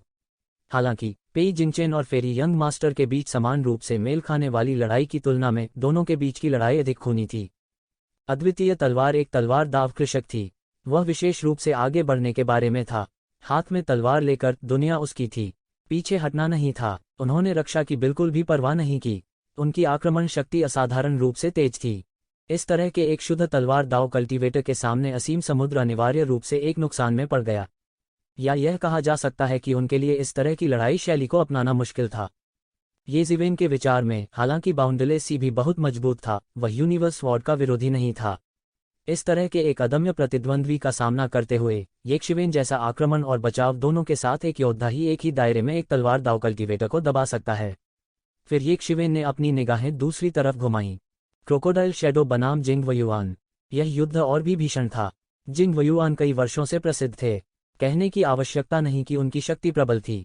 हालांकि क्रोकोडाइल शैडो को कई साल हो गए थे, बस इतना था कि वह दूसरों के सामने नहीं दिखा। हालांकि उन्हें जो संसाधन मिले वे क्राउन प्रिंस क्रोकोडाइल से कम नहीं थे। यहां तक वह दिखाई नहीं दे सकता था, वह केवल पागलों की तरह खेती कर सकता था। ताकत के मामले में वह शायद क्राउन प्रिंस क्रोकोडाइल से एक स्तर ऊपर था। जिंग वयुआन की ताकत कमजोर नहीं थी, लेकिन मगरमच्छ की छाया का सामना करते हुए वह अपनी पूरी ताकत नहीं लगा सका। हालांकि अन्य 4 लड़ाइयां बहुत तीव्र और चकाचौंध करने वाली थीं, फिर भी बहुत से लोग भ्रमित थे। वे नहीं बता सके कि फाइनल चैंपियनशिप कौन जीतेगा। लेकिन अंत में ये सिवेन की उम्मीद के मुताबिक ही हुआ। उनके अलावा अपने प्रतिद्वंद्वी को हराने वाले दूसरे व्यक्ति सी ड्रैगन यंग मास्टर थे। हालांकि उन्होंने महान वर्चस्व वाली युद्ध शक्ति नहीं दिखाई, लेकिन उन्होंने राजकुमारी रॉयल को पूरी तरह से दबा दिया। अंत में उसने उसे हरा दिया और सफलतापूर्वक शीर्ष 5 में पहुंच गया। पेई जिंगचेन और फेरी यंग मास्टर के बीच की लड़ाई पेई जिंगचेन के एक चाल में फायरी यंग मास्टर को हराने के साथ समाप्त हुई। हालांकि इस समान रूप से मेल खाने वाली लड़ाई में पेई जिंगचेन भी गंभीर रूप से घायल हो गए थे। अंत में हालांकि वह सफलतापूर्वक शीर्ष 5 में पहुंच गया, वह स्पष्ट रूप से उच्च रैंकिंग के लिए प्रतिस्पर्धा करने में असमर्थ था। पेई जिंगचेन ने भी सीधे अपनी वापसी की घोषणा की। उसके कार्य प्रत्यक्ष और कुशल थे, बिना किसी झिझक के। अन्य 2 समूहों में क्रोकोडाइल शैडो और जियान वुशुंग जीते। जैसे ही रैंकिंग की घोषणा की गई, विशेष रूप से समुद्री कबीले के बीच हंगामा मच गया। उनमें खलबली मच गई। पेई जिंगचेन सहित जो पहले ही प्रतियोगिता से हट गए थे, शीर्ष 5 में से 4 मानव कबीले से थे। सी क्लैन में केवल मगरमच्छ की छाया थी। यह कैसे हो सकता है? यह एक ऐसी स्थिति थी जो पहले कभी नहीं हुई थी।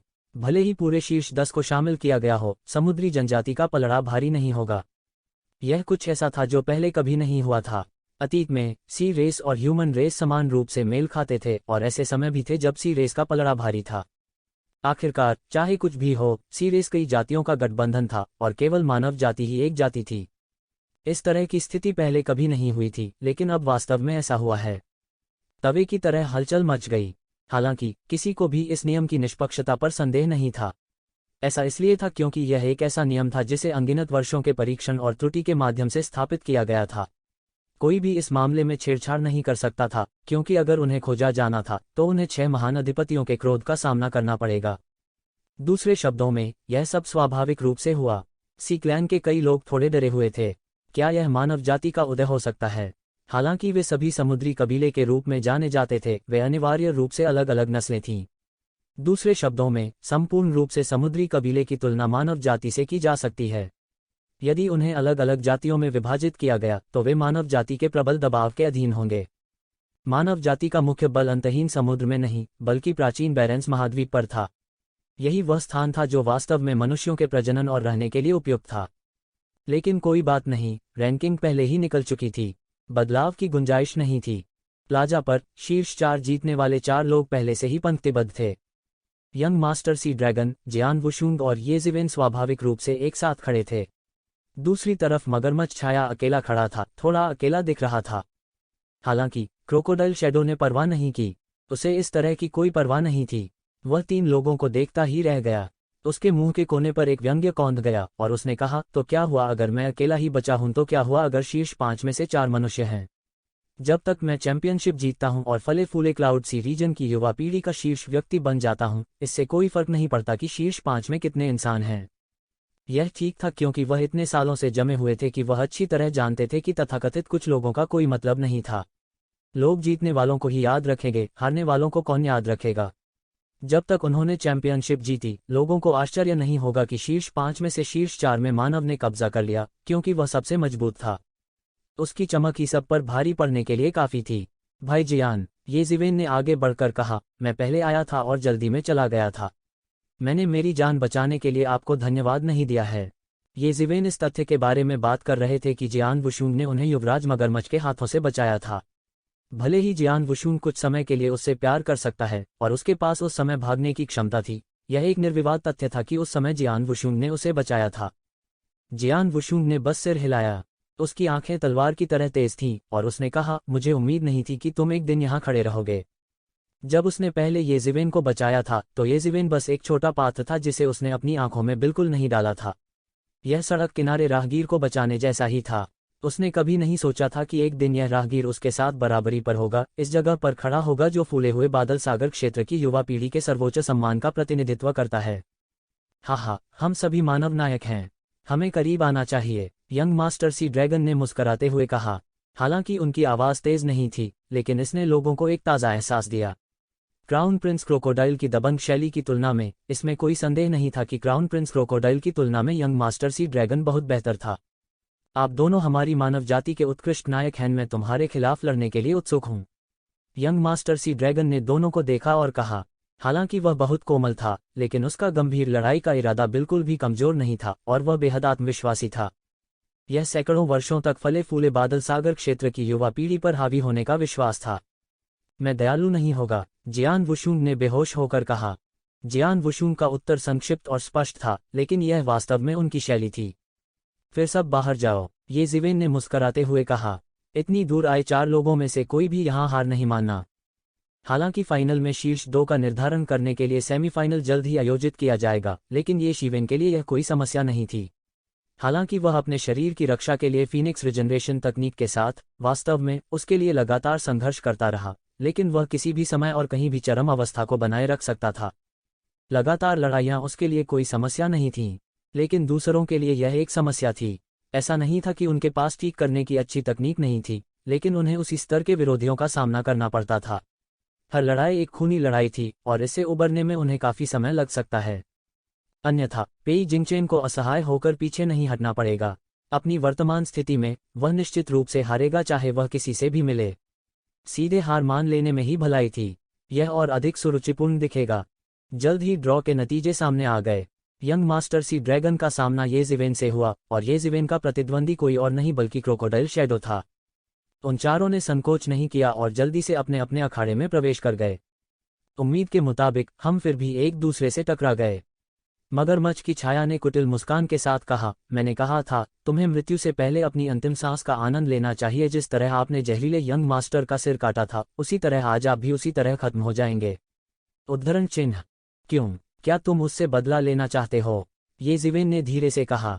ऐसा लगता है कि उसने क्रोकोडाइल शैडो की धमकी को गंभीरता से नहीं लिया। उस बेवकूफ़ की मौत का मुझसे कोई लेना देना नहीं है। मेरे लिए तुम सब लोग मरने वाले हो। मैं शीर्ष पर पहुंचने के लिए आपकी लाशों पर पैर रखना चाहता हूं। मैं उन बूढ़े लोगों को बताना चाहता हूं कि उनका फैसला कितना गलत था। क्रोकोडाइल शैडो ने ठंडेपन से कहा। क्रोकोडाइल शैडो के शब्दों को सुनकर येज़िवेन ने कोई प्रतिक्रिया नहीं दी, लेकिन क्लाउड प्लेटफॉर्म पर वैनिशिंग शैडो जहरीले मगरमच्छ कबीले के बुजुर्ग हंगामा कर रहे थे। यह कृतघ्न नीच। समूह में कई लोगों के मन में ऐसे विचार थे, लेकिन कोई दूसरा रास्ता नहीं था। मौजूदा vanishing shadow poisonous crocodile clan की युवा पीढ़ी में केवल क्रोकोडाइल शैडो ही सक्षम थी। अगर मगरमच्छ का साया भी गिर जाता तो युवा पीढ़ी में उनका कोई नेता भी नहीं होता। इसलिए मगरमच्छ छाया के चेहरे पर स्पष्ट थप्पड़ के सामने उनके पास इसे न सुनने का नाटक करने के अलावा कोई विकल्प नहीं था। तुम जीतना चाहते हो, सपना देखते रहो, येज़िवेन ने मुस्कराते हुए कहा, जैसे उसने अपनी आंखों में मगरमच्छ की छाया बिल्कुल नहीं डाली हो। ऐसा ही होता है कि मैं भी कृपाण का उपयोग करता हूं, मुझे अपना कृपाण दाव दिखाने दो। वह ठीक उसके सामने था, लेकिन वह उसे देख नहीं सका। शुआ, उसके हाथ की लंबी कृपाण तुरंत कट गई। उसके शरीर की ची अविश्वसनीय रूप से जोरदार थी। युवा पीढ़ी के बीच वह सर्वश्रेष्ठ में से एक थे। वह एक झटके में फट गया। क्यूई के आग्रह के तहत यह तुरंत कृपाण आभा में बदल गया। यह सीधे हवा में कट गया और येकशिवेन के सामने झपटा। यह येकशिवेन से पूरी तरह से अलग था। येज़िवेन का कृपाण दाव एक धर्मी मार्ग था। उसने दूसरों का दमन किया और शत्रु को बल से परास्त किया। अगर किसी को यह पता भी होता तो वह इसके बारे में कुछ नहीं कर सकता था।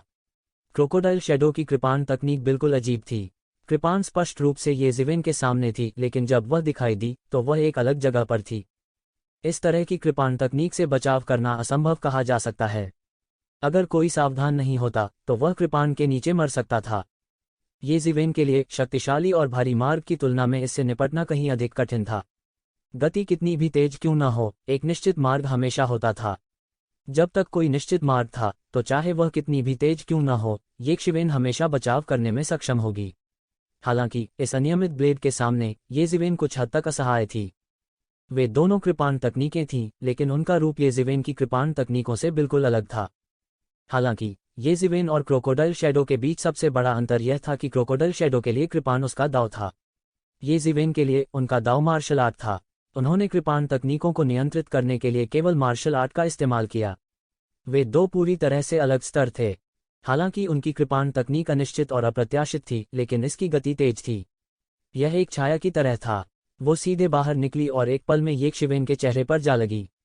तभी मगरमच्छ की छाया ने खुद को प्रकट किया। हम्फ! येज़िवेन ने ठंडी सांस ली। उसके हाथ में उग्र कृपाण आभा तुरंत घनीभूत हो गई और नीचे गिर गई। हालांकि मगरमच्छ की छाया तेज थी, येज़िवेन की गति और भी तेज थी। इसे बेहद तेज भी कहा जा सकता है। हालांकि मगरमच्छ की छाया ने बाद में हमला किया, लेकिन वह पहले पहुंच गया। उसने उस कृपाण ब्लेड को तुरंत रोक दिया जो उस पर गिर रहा था। बूम! बीच हवा में दो लंबी तलवारें आपस में टकरा गईं। जोरदार धमाका निकला। दो पूरी तरह से अलग ऊर्जा तुरंत बह गई, एक भयानक सदमे की लहर में बदल गई जो हलकों में बह गई। जब सेमीफाइनल की बात आई तो कुछ अधिपति पहली बार अखाड़े को मजबूत करने के लिए सेना में शामिल हुए। अतीत में इस स्तर का अवरोध पर्याप्त से अधिक था। हालांकि युवा पीढ़ी के विशेषज्ञों के सामने जो अधिक से अधिक शक्तिशाली हो रहे थे, यह थोड़ा अपर्याप्त लग रहा था। हालांकि वह क्षेत्र जिसे व्यक्तिगत रूप से एक ट्रांसेंडेंस रियलम विशेषज्ञ द्वारा प्रबलित किया गया था, स्वाभाविक रूप से असाधारण था।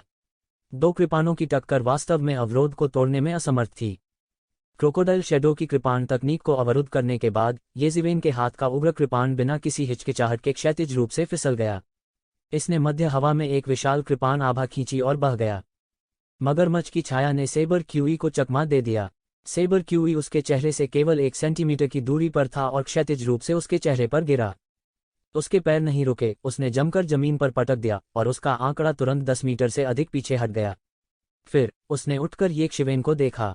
उसकी पुतलियां ठंडे खून वाले मगरमच्छ सांप जैसे जानवर में बदल गई थीं, जिससे लोग डर से कांपने लगे थे। बुरा नहीं है, तुम्हारी गति अच्छी है, तुम मुश्किल से मेरी रुचि बढ़ा सकते हो, उपहास के साथ क्रोकोडाइल शैडो कहा। उसकी आवाज मुश्किल से फीकी पड़ी ही थी कि उसकी आकृति अचानक येज़िवेन के सामने आ गई। कोई नहीं जानता था कि वह कैसे चला गया था। वास्तव में बहुत से लोगों ने नहीं देखा था कि वह कैसे चला गया था। उसके हाथ में लगी लंबी कृपाण ने भी एक अजीब राह खींची। हवा के बीच में यह अनिश्चित था और एक पल में येज़िवेन के सामने आ गया। मगरमच्छ ये। इस स्लैश की गति बेहद तेज थी, लेकिन साथ ही बेहद अजीब भी थी। यह न केवल अजीब था, बल्कि इसकी शक्ति भी बेहद मजबूत थी। ब्लेड जहां भी गुजरेगा, हवा फट जाएगी। यह इतना मजबूत था कि यह पहाड़ों को उठा सकता था। इतनी शक्ति वाली कृपाण तकनीक कैसे तेज नहीं हो सकती थी। येज़िवेन ने जमकर जमीन पर वार किया और उसके शरीर पर स्वर्ण देवियां तुरंत प्रकट हुईं। दूर से देखने पर वह अतुलनीय रूप से राजसी सोने में ढले देवता के समान दिखाई देता था। हालांकि उसे अभी भी इस ब्लेड की तेज धार से बचना था। अगर येज़िवेन को उसी जगह मारा जाता तो शायद उसके 2 टुकड़े हो जाते। उसे क्रोकोडाइल शैडो के उसे मारने के दृढ़ संकल्प पर संदेह नहीं था। Hong long long long! खाली मैदान में अचानक एक बड़ी दरार आ गई। भयानक कृपाण आभा उसमें व्याप्त हो गई, जिससे एक भयानक सदमे की लहर बन गई जो सभी दिशाओं में बह गई। धुआं और धूल उठी और रेत और पत्थर उड़ गए। सबकी आंखें फैल गईं, धुएं और धूल में दोनों के बीच की लड़ाई को आर पार देखने की कोशिश कर रहे थे। हालांकि इन दोनों की रफ्तार काफी तेज थी। बहुत कम लोग थे जो इसके माध्यम से देख सकते थे। यहाँ तक कई वयोवृद्ध ट्रांसेंडेंट रियलम 9th लेवल के विशेषज्ञ अभी भी महसूस करते हैं कि इस स्थिति का सामना करने पर वे नुकसान में थे। ठीक इसी वजह से ये दोनों लोग और भी भयानक थे। वे इतने तेज थे कि उन्हें स्पष्ट रूप से देख भी नहीं सकते थे। मगरमच्छ की छाया भयानक थी, लेकिन येज़िवेन, जो जीवित रहने और मारे जाने में सक्षम थी, निश्चित रूप से एक साधारण चरित्र नहीं थी। उन्होंने केवल कुछ वर्षों के लिए ही खेती की थी और वे पहले से ही इतने अविश्वसनीय थे। यदि वे खेती करना जारी रखते हैं तो वे कितने भयानक हो जाएंगे। विशेष रूप से येज़िवेन, यह और भी अधिक था। ट्रांसेंडेंट रियल्म 6th लेवल पर वह पहले से ही इतना शक्तिशाली था। यदि वह उत्कर्ष क्षेत्र 9वें स्तर में प्रवेश करता है तो कानून घोषणा विशेषज्ञ भी उसके विरोधी नहीं होंगे। यह बस स्वर्ग को चुनौती देने वाला था। उन लोगों की आंखों में जो साफ देख सकते थे। मगरमच्छ की छाया ने येज़िवेन को धुएं और धूल के बीच अपनी कृपाण से काट डाला। हालांकि येज़िवेन सीधे सुनहरी रोशनी के समूह में बदल गई और गायब हो गई। मगरमच्छ की छाया छूट गई। यह देखा जा सकता था कि भले ही क्रोकोडाइल शैडो की कृपाण तेज और अजीब थी, येज़िवेन एक धक्का देने वाली नहीं थी। जल्द ही धुआं और धूल छट गई। सब साफ देख सकते थे। अचानक चीख पुकार मच गई। यह मगरमच्छ की छाया हास्यास्पद रूप से शक्तिशाली है, वह वास्तव में एक शिवेन को दबा सकता है। द वैनिशिंग शैडो जहरीला मगरमच्छ कबीला वास्तव में अधिपतियों में से एक है। यह नींव साधारण नहीं है। हालांकि क्राउन प्रिंस क्रोकोडाइल चला गया है, ऐसा लगता है कि crocodile shadow crown Prince crocodile से बिल्कुल भी खराब नहीं है। वह वास्तव में शक्तिशाली है। हाँ, यह वास्तव में तेज है। अगर यह मैं होता तो मुझे डर है कि मैं मौके पर ही आधा कट जाऊंगा। क्या युवा पीढ़ी के विशेषज्ञ अब इतने शक्तिशाली हैं? अगर ऐसा है तो हमारे पास पुरानी पीढ़ी के विशेषज्ञों के लिए क्या जगह होगी? आपकी गति औसत दर्जे की है। क्रोकोडाइल शैडो के पीछे से ये जिवेन की हंसी आई। उन्होंने पलटवार किया। उसके हाथ में लगी उग्र कृपाण आभा एक पल में कई बार जल उठी। जब उसने इसे लहराया तो यह एक विशाल कृपाण की तरह नीचे गिर रहा था। शुआ, ये जिवेन मगरमच्छ छाया के शरीर से मौके पर ही गिर गया, लेकिन खून का कोई धब्बा नहीं था। यह सिर्फ एक प्रेत था। मैं मानता हूं कि आपकी ताकत मेरी सोच से कहीं अधिक है। यह कल्पना करना कठिन है कि कोई गति में कुछ हद तक मेरी बराबरी कर सकता है, लेकिन आपने यह किया। आपको खुद पर गर्व होना चाहिए। मगरमच्छ छाया ने उपहास किया और एक और हमला करते हुए हवा में दिखाई दिया। लगभग अगले ही सेकंड में वो पहले ही एक शिवेन के सामने झपट चुका था। वह एक शिवेन को मारना चाहता था। ये शिवेन को सांस लेने का कोई मौका नहीं दे रहा था। घमंडी, क्या तुम्हें अपनी जीभ काटने का डर नहीं है? तू जिवेन ने उपहास किया। उसके हाथ में उग्र कृपाण आभा ने बिना कोई कमजोरी दिखाए मगरमच्छ छाया का सामना किया। Boom boom boom. अखाड़े में दोनों पक्षों में कई बार मारपीट हुई। ऐसा लगा कि वे लगभग बराबरी पर हैं। दो पुरुषों का राजसी आभा आपस में टकरा गया। शॉकवेव सीधे बैरियर से टकराई, लगभग पूरे बैरियर को नष्ट कर दिया। दोनों के बीच लड़ाई का पैमाना भी लगातार बढ़ता जा रहा था। बैरियर, जो शुरू में आराम से था, अचानक उखड़ने लगा। हालांकि आपकी ताकत मेरी कल्पना से अधिक है, यह आपके भाग्य को नहीं बचा सकता। मगरमच्छ की छाया ठंडेपन से बोली। मैं आपको अपने चालाक दाव को देखने दूंगा जो अन्य सभी दाव से आगे निकल जाता है। उनका फिगर लगातार हवा में टिमटिमा रहा था। ये जिवेन के डिवाइन सेंस के पास उसे बंद करने का कोई तरीका नहीं था। मार्शल इंस्ट्रूमेंट हमलों की तो बात ही छोड़िए। शुआ, जब वह फिर से दिखाई दिया तो लंबी कृपाण पहले ही एक शिवेन के सामने झपटी थी, जिससे वह मौके पर ही लगभग आधा कट गया। डांग, धातु के टकराने की तेज आवाज के साथ लंबी कृपाण रक्त रंग की बाधा पर फिसल गई, जिससे रक्त रंग की बाधा पर दरारें दिखाई देने लगी, जैसे कि यह अगले सेकंड में गिर जाएगी। हालांकि इसने येक शिवेन को एडजस्ट करने का मौका भी दिया। उसने तुरंत क्रोकोडाइल शैडो पर ताला लगा दिया। उसके हाथ में लंबी कृपाण तुरंत नीचे गिर गई, जिससे चारों ओर आग का समुद्र बन गया। निश्चित रूप से क्रोकोडाइल शैडो ने अपना फिगर दिखाया। ये जिवेन की लंबी कृपाण छाया की तरह उसके पीछे पीछे चल रही थी। यह टासल हड्डी में कीड़ा जैसा था। शुआ, कृपाण से बचने के लिए मगरमच्छ की छाया ने तेजी से कदम बढ़ाया। हालांकि ये जिवेन की कृपाण की गति बहुत तेज थी। हालांकि ये जिवेन की कृपाण तकनीक क्रोकोडाइल शैडो की तरह अजीब नहीं थी, लेकिन गति के मामले में वह क्रोकोडाइल शैडो से तेज थी। उसने मगरमच्छ की छाया की गति को पूरी तरह से दबा दिया। स्लैश। हालांकि वह जल्दी से चकमा दे गया, फिर भी वह एक शिवेन की कृपाण से बह गया। उसकी कमर और पेट के बीच तुरंत एक बड़ा घाव कट गया। खून तुरंत फूट पड़ा। मगरमच्छ की छाया का चेहरा थोड़ा पीला पड़ गया था। उसे शायद उम्मीद नहीं थी कि एक शिवेन वास्तव में उसे मार सकती है। मगरमच्छ की छाया हमेशा दूसरों पर हमला करने की पहल करती थी। दूसरे लोग उसकी कृपाण तकनीक का बचाव नहीं कर सके और उसके द्वारा एक ही बार में मारे गए। वह कभी दूसरों के द्वारा काटा नहीं गया था। हालांकि यह कृपाण इतनी तेज थी, यदि यह कोई अन्य व्यक्ति होता तो वे आधे में कट गए होते। आप वास्तव में, मगरमच्छ छाया ने अविश्वास में एक शिवेन को देखा। क्या चाल है? यह सिर्फ एक विधर्मी तरीका है। आप वास्तव में अन्य सभी तरीकों से ऊपर होना चाहते हैं। हास्यास्पद, ये जिवेन ने उपहास किया और कहा, मुझे परवाह नहीं है कि तुम कैसी चालबाज हो। मेरी धर्मी मार्शल आर्ट के सामने तुम नष्ट हो जाओगे। हालांकि उन्होंने लड़ना अभी शुरू ही किया था। ये जिवेन ने पहले से ही मगरमच्छ की छाया से निपटने का एक तरीका खोज लिया था। क्रोकोडाइल शैडो की चाल वास्तव में प्रभावशाली थी। यहां तक ये जिवेन भी उसे अपने दिव्य विचारों से कैद नहीं कर सका। बचाव और पलटवार करने के लिए उसे मगरमच्छ की छाया के सामने आने तक इंतजार करना पड़ा। इससे निपटना मुश्किल था। हालांकि यह सोचने के बजाय कि इस तरह की चाल से कैसे निपटा जाए और नाग के नेतृत्व में अपनी लय का पालन करना बेहतर था। ये जिवेन की धर्मी मार्शल आर्ट के सामने चालाकी और विधर्मी तरीके सभी क्षणभंगुर बादल थे। भले ही क्रोकोडाइल शैडो घायल हो गया हो, वो एक शिवेन को नहीं हरा सकता था। ये जिवेन की कृपाण से उसे कोई नुकसान नहीं होगा। हालांकि अगर मगरमच्छ की छाया एक शिवेन की कृपाण से टकराए तो वह निश्चित रूप से गंभीर रूप से घायल हो जाएगा, भले ही उसकी मृत्यु न हुई हो। यह उनका सबसे बड़ा फायदा था। एक ऐसा फायदा जिसकी बराबरी कोई नहीं कर सकता। यह भी ये ज़िवेन के ऑलराउंडर का फायदा था। उसमें कोई कमी नहीं थी, हर पहलू उनकी ताकत था, वह किसी से भी बुरा नहीं था। ये ज़िवेन ने क्रोकोडाइल शैडो की नाक के बल नहीं चलने का फैसला किया था। इसके बजाय उसे अपनी लय तलाशनी पड़ी। इस स्तर के विशेषज्ञ के सामने सबसे महत्वपूर्ण बात यह थी कि वह अपनी लय खोजे। जो कोई भी अपनी लय पा सकता था वह आखिरी हंसी होगी। मगरमच्छ की छाया का चेहरा थोड़ा पीला पड़ गया था। इस कृपाण प्रहार ने सीधे तौर पर उनके मगरमच्छ के दाव को तोड़ दिया। यह सबसे भयानक पहलू था। क्रोकोडाइल शैडो का क्रोकोडाइल डाउ जिस पर उसे गर्व था, ये शिवेन के सामने एक मजाक था। उनके क्रोकोडाइल डाउ की सबसे बड़ी विशेषता अनिश्चित और अप्रत्याशित थी। हालांकि यदि विरोधी बिल्कुल परवाह नहीं करता तो वह कुछ नहीं कर सकता था। जब एक अतुलनीय शक्तिशाली शरीर वाले एक विशेषज्ञ के साथ सामना किया जाता है तो यदि आप उसे अपनी कृपाण से मार देते हैं तो आप उसे बिल्कुल भी घायल नहीं कर पाएंगे। यह सिर दर्द था। इससे भी भयानक बात यह थी कि अतुलनीय शक्तिशाली शरीर वाला यह विशेषज्ञ और भी तेज था। वह निश्चित रूप से एक सेबर स्ट्राइक को दूसरे से बदल सकता था। ये ज़िवेन ठीक हो जाएगी, लेकिन क्रोकोडाइल शैडो को तड़प तड़प कर मौत के घाट उतार दिया जाएगा। इस समय क्रोकोडाइल शैडो ने जहरीले युवा मास्टर की बेबसी को समझा। ये शिवेन का सामना करते समय वह पूरी तरह से दबा हुआ क्यों था? वह किसी भी सूरत में ये शिवेन से आगे नहीं निकल सका।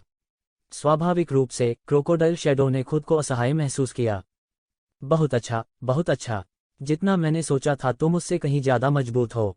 तुम इस लायक हो कि मैं तुम्हें गंभीरता से लूं। मगरमच्छ की छाया ठंडेपन से बोली। जितना मैंने सोचा था तुम उससे कहीं ज्यादा कमजोर हो। तुम क्राउन प्रिंस क्रोकोडाइल जितने भी अच्छे नहीं हो।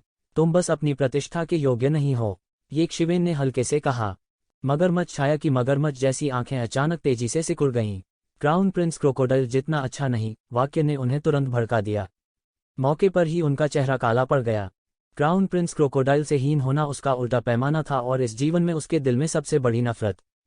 आपकी प्रतिष्ठा के अयोग्य। मगरमच्छ छाया का शरीर बेहद चमकदार रोशनी से फट गया। वह क्षण भर में सीधे आकाश में उड़ गया। भारी आभा आकाश में फैल गई, सभी को भयभीत कर दिया। क्या भयानक आभा है! ग्रैंड स्टैंड पर ट्रांसेंडेंट रियल 9th लेवल के एक विशेषज्ञ ने इस दृश्य को एक पीले चेहरे के साथ देखा। क्रोकोडाइल शैडो से निकलने वाला प्रभामंडल बहुत भयानक था। यदि वह उसी आभा को प्रदर्शित करता तो उसे संदेह होता कि वह एक चाल का भी सामना कर सकता है।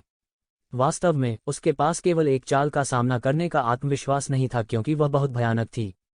वे सभी उत्कृष्ट क्षेत्र 9वें स्तर के विशेषज्ञ थे, लेकिन उनके बीच ताकत का अंतर एक अकल्पनीय स्तर तक पहुंच गया था। उस व्यक्ति को देखते हुए जो केवल ट्रांसेंडेंट रियल्म 6ठे स्तर पर था लेकिन अभी भी शांत और रचनाशील था, ये ज़िवेन को अचानक लगा कि वह बूढ़ा हो गया है। क्या यह वास्तव में अब युवा पीढ़ी की दुनिया है? मगरमच्छ की छाया का आभा ज्वार की लहर की तरह ये शिवेन की ओर बह गया। उसने ये शिवेन को सांस लेने का कोई मौका नहीं दिया। वह ये शिवेन को कुचलकर मार डालना चाहता था। उसने महसूस किया कि वो ये शिवेन से ज्यादा मजबूत था। उसका अत्याचारी क्षेत्र ये शिवेन से 3 क्षेत्र ऊंचा था।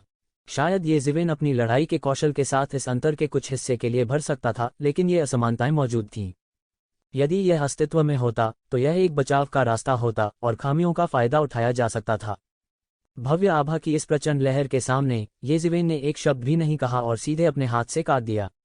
यह ब्लेड की तुरंत आकाश को भरने वाली भव्य आभा से टूट गया। यह मक्खन के माध्यम से गर्म चाकू की तरह था, बिना किसी बाधा के। मरना। मगरमच्छ छाया की आंखें थोड़ी लाल थीं। वो ये शिवेन द्वारा पूरी तरह से उत्तेजित हो गया था। यदि कोई साधारण व्यक्ति यह कह देता तो उसे कोई फर्क ही नहीं पड़ता। उन्होंने काफी समय तक इंतजार किया था। उन्होंने क्राउन प्रिंस क्रोकोडाइल की मौत का इंतजार किया। उसका नश्वर शत्रु गिर गया था। उसका हृदय चट्टान के समान कठोर था। लेकिन जिस व्यक्ति ने यह कहा वह कोई और नहीं बल्कि वह व्यक्ति था जिसने अकेले ही अपने नश्वर शत्रु की मृत्यु का कारण बना। यह भी कहा जा सकता है कि अगर ये ज़िवेन ने क्राउन प्रिंस क्रोकोडाइल का सिर नहीं काटा होता तो क्रोकोडाइल शैडो के लिए गौरव का दिन नहीं होता। यदि क्रोकोडाइल शैडो द्वारा क्राउन प्रिंस क्रोकोडाइल को हराया गया था तो क्रोकोडाइल शैडो के शब्दों का अर्थ था कि क्रोकोडाइल शैडो ने क्रोकोडाइल शैडो को हराया था। इससे क्रोकोडाइल शैडो को गहरी चोट लगी थी। मगरमच्छ दहाड़, स्विश। क्रोकोडाइल शैडो का फिगर चमक उठा और उसकी गति चरम पर पहुंच गई। उसके हाथ में लंबी कृपाण ने तुरंत एक भयानक कृपाण आभा बिखेर दी। यह एक विशाल मगरमच्छ की तरह था जो अपना खूनी मुंह उसी जगह खोल रहा था जो एक शिवेन को निगलना चाहता था। सभी ने चुपचाप अपनी सांस रोक ली। ऐसा लग रहा था कि सारा मंजर ठंडा पड़ गया हो। हर कोई इस कृपाण से भयानक प्रतिरोध को महसूस कर सकता था। यह एक प्रकार की भयानक शक्ति थी जो दुनिया को तोड़ने में सक्षम प्रतीत होती थी। ऐसा लगा कि एक प्राचीन शातिर मगरमच्छ फिर से जीवित हो गया है, जो दुनिया को एक काटने में निगलना चाहता है। तोड़ना, ये ज़िवेन चिल्लाया। उसके हाथ में उग्र लंबी कृपाण क्षैतिज रूप से फिसल गई, जिससे सीधे एक चौंकाने वाली उग्र कृपाण आभा निकली। यह जहां भी गुजरा, मध्य हवा में हवा जल गई, जिससे एक निर्वात जैसा क्षेत्र बन गया। बूम! दो भयानक चालें अचानक एक साथ फूटीं। हर कोई केवल एक विशाल मशरूम बादल को एक पल में उठते हुए देख सकता था। भयानक वायुतरंग तुरंत एक विशाल गोले में फैल गई, दोनों को अंदर लपेट लिया। इसके तुरंत बाद यह आसपास के बैरियर की ओर बढ़ा। बूम! यह एक भयानक टक्कर थी। सबके दिल आपस में उलझे हुए थे। वास्तव में क्या चल रहा था? इस टक्कर का विजेता कौन था? क्या यह मगरमच्छ की छाया थी, या ये ज़िवेन? इसके तुरंत बाद दो आकृतियां अंतहीन वायु तरंग से निकलीं, एक आगे और एक पीछे। लगभग तुरंत वे बाहर निकल गए। हालांकि उन्होंने महसूस किया कि एक व्यक्ति वास्तव में भाग रहा था। वह शख्स असल में क्रोकोडाइल शैडो था। क्रोकोडाइल शैडो के मूल छाती और पेट के घाव में एक और घाव था।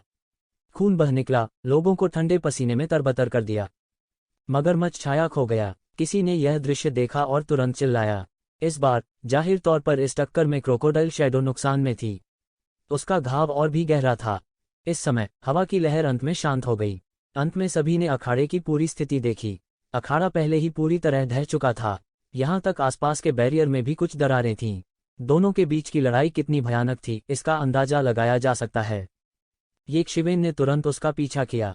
असंभव, असंभव, मैं आपसे कैसे हार सकता हूँ? मगरमच्छ की छाया ने फिर भी अविश्वास की निगाह से कहा। माई वर्ल्ड डिवोरिंग क्रोकोडाइल लंबे समय से उच्चतम दायरे में अभ्यास किया गया है। मैं आपको कैसे दबा नहीं सकता?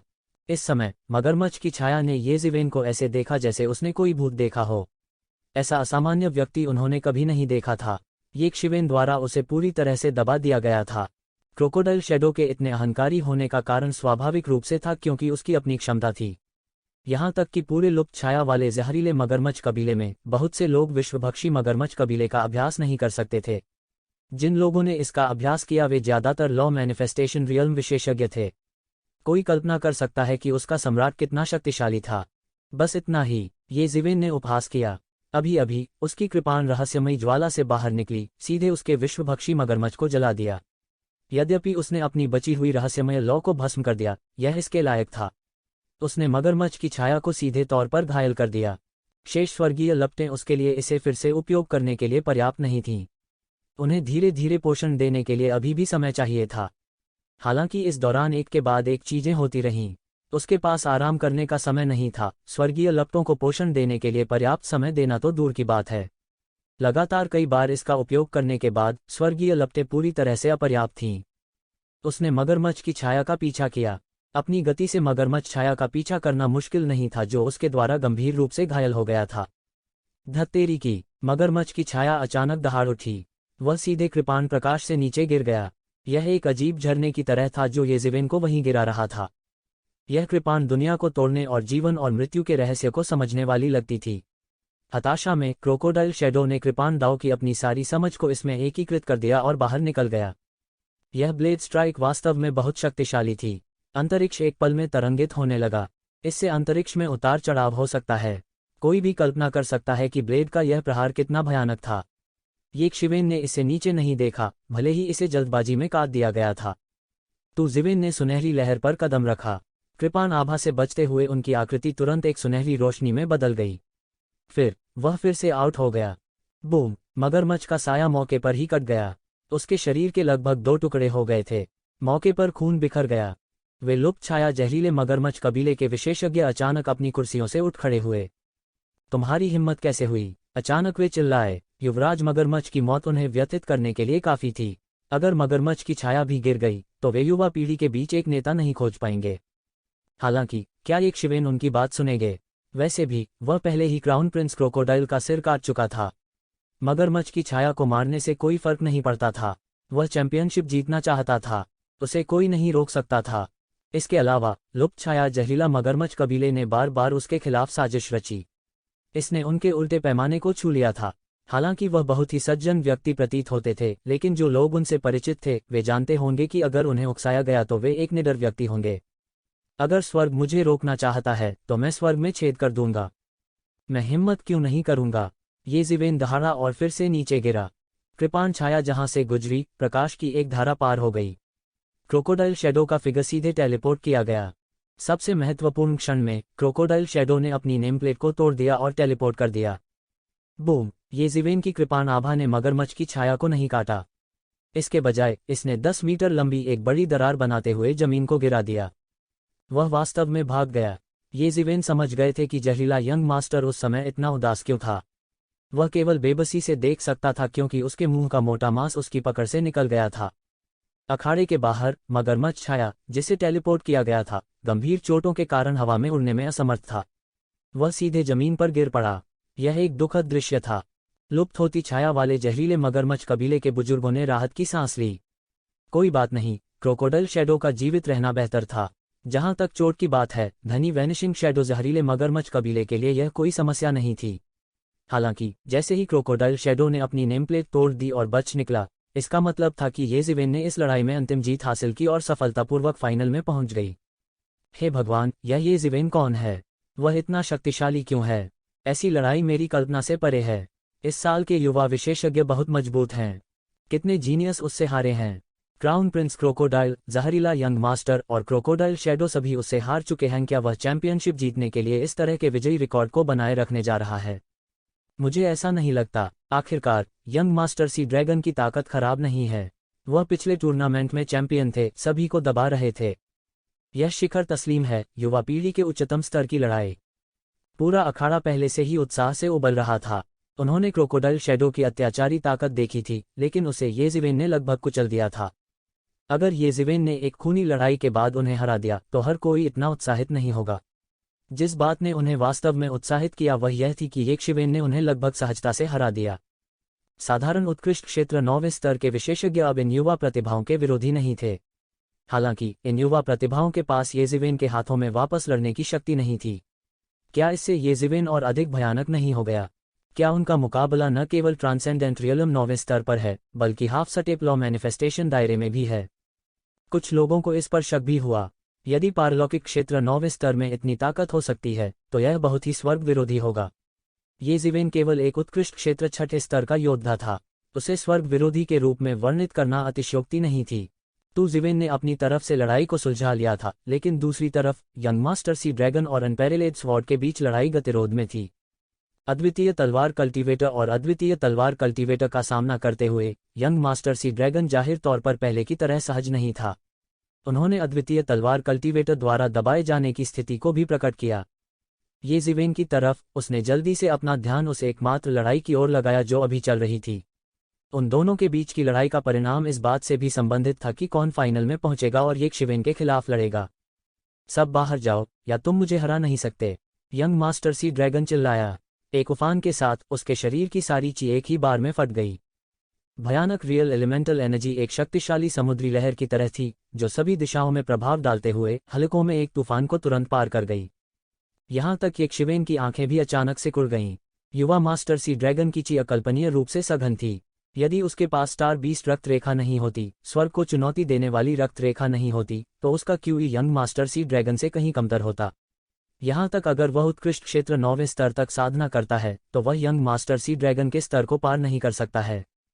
किंवदंती है कि यंग मास्टर हाई लॉन के पास ड्रैगन जाति का खून है, इसलिए वह आम लोगों की तुलना में बहुत अधिक अत्याचारी है। मुझे आश्चर्य है कि यह सच है या नहीं। किसी ने एक कहावत कही है। किंवदंतियां भी हैं कि इस यंग मास्टर हाई लॉन के पास एक प्राचीन मानव का खून है, यही वजह है कि वह इतना खास है। यंग मास्टर हाई लॉन की पृष्ठभूमि के बारे में कई चर्चाएं, कई अटकलें और संदेह थे। लेकिन कुछ भी हो, इस यंग मास्टर हाई लॉन के पास नश्वर शरीर नहीं होगा। जियान वुशुंग अभी भी अभिव्यक्तिहीन था, मानो उसके सामने परिवर्तन उसे बिल्कुल भी नहीं हिलाएंगे। उसके हाथ में लगी लंबी तलवार अचानक छूट गई। यह मध्य हवा में एक कमल के फूल की तरह था, जो तुरंत कठोरता की अनगिनत परतों को फैलाता है और फिर यंग मास्टर हाई लॉन की ओर फिसल जाता है। ये तलवार के इरादे एक भौतिक शरीर में घनीभूत हो गए थे।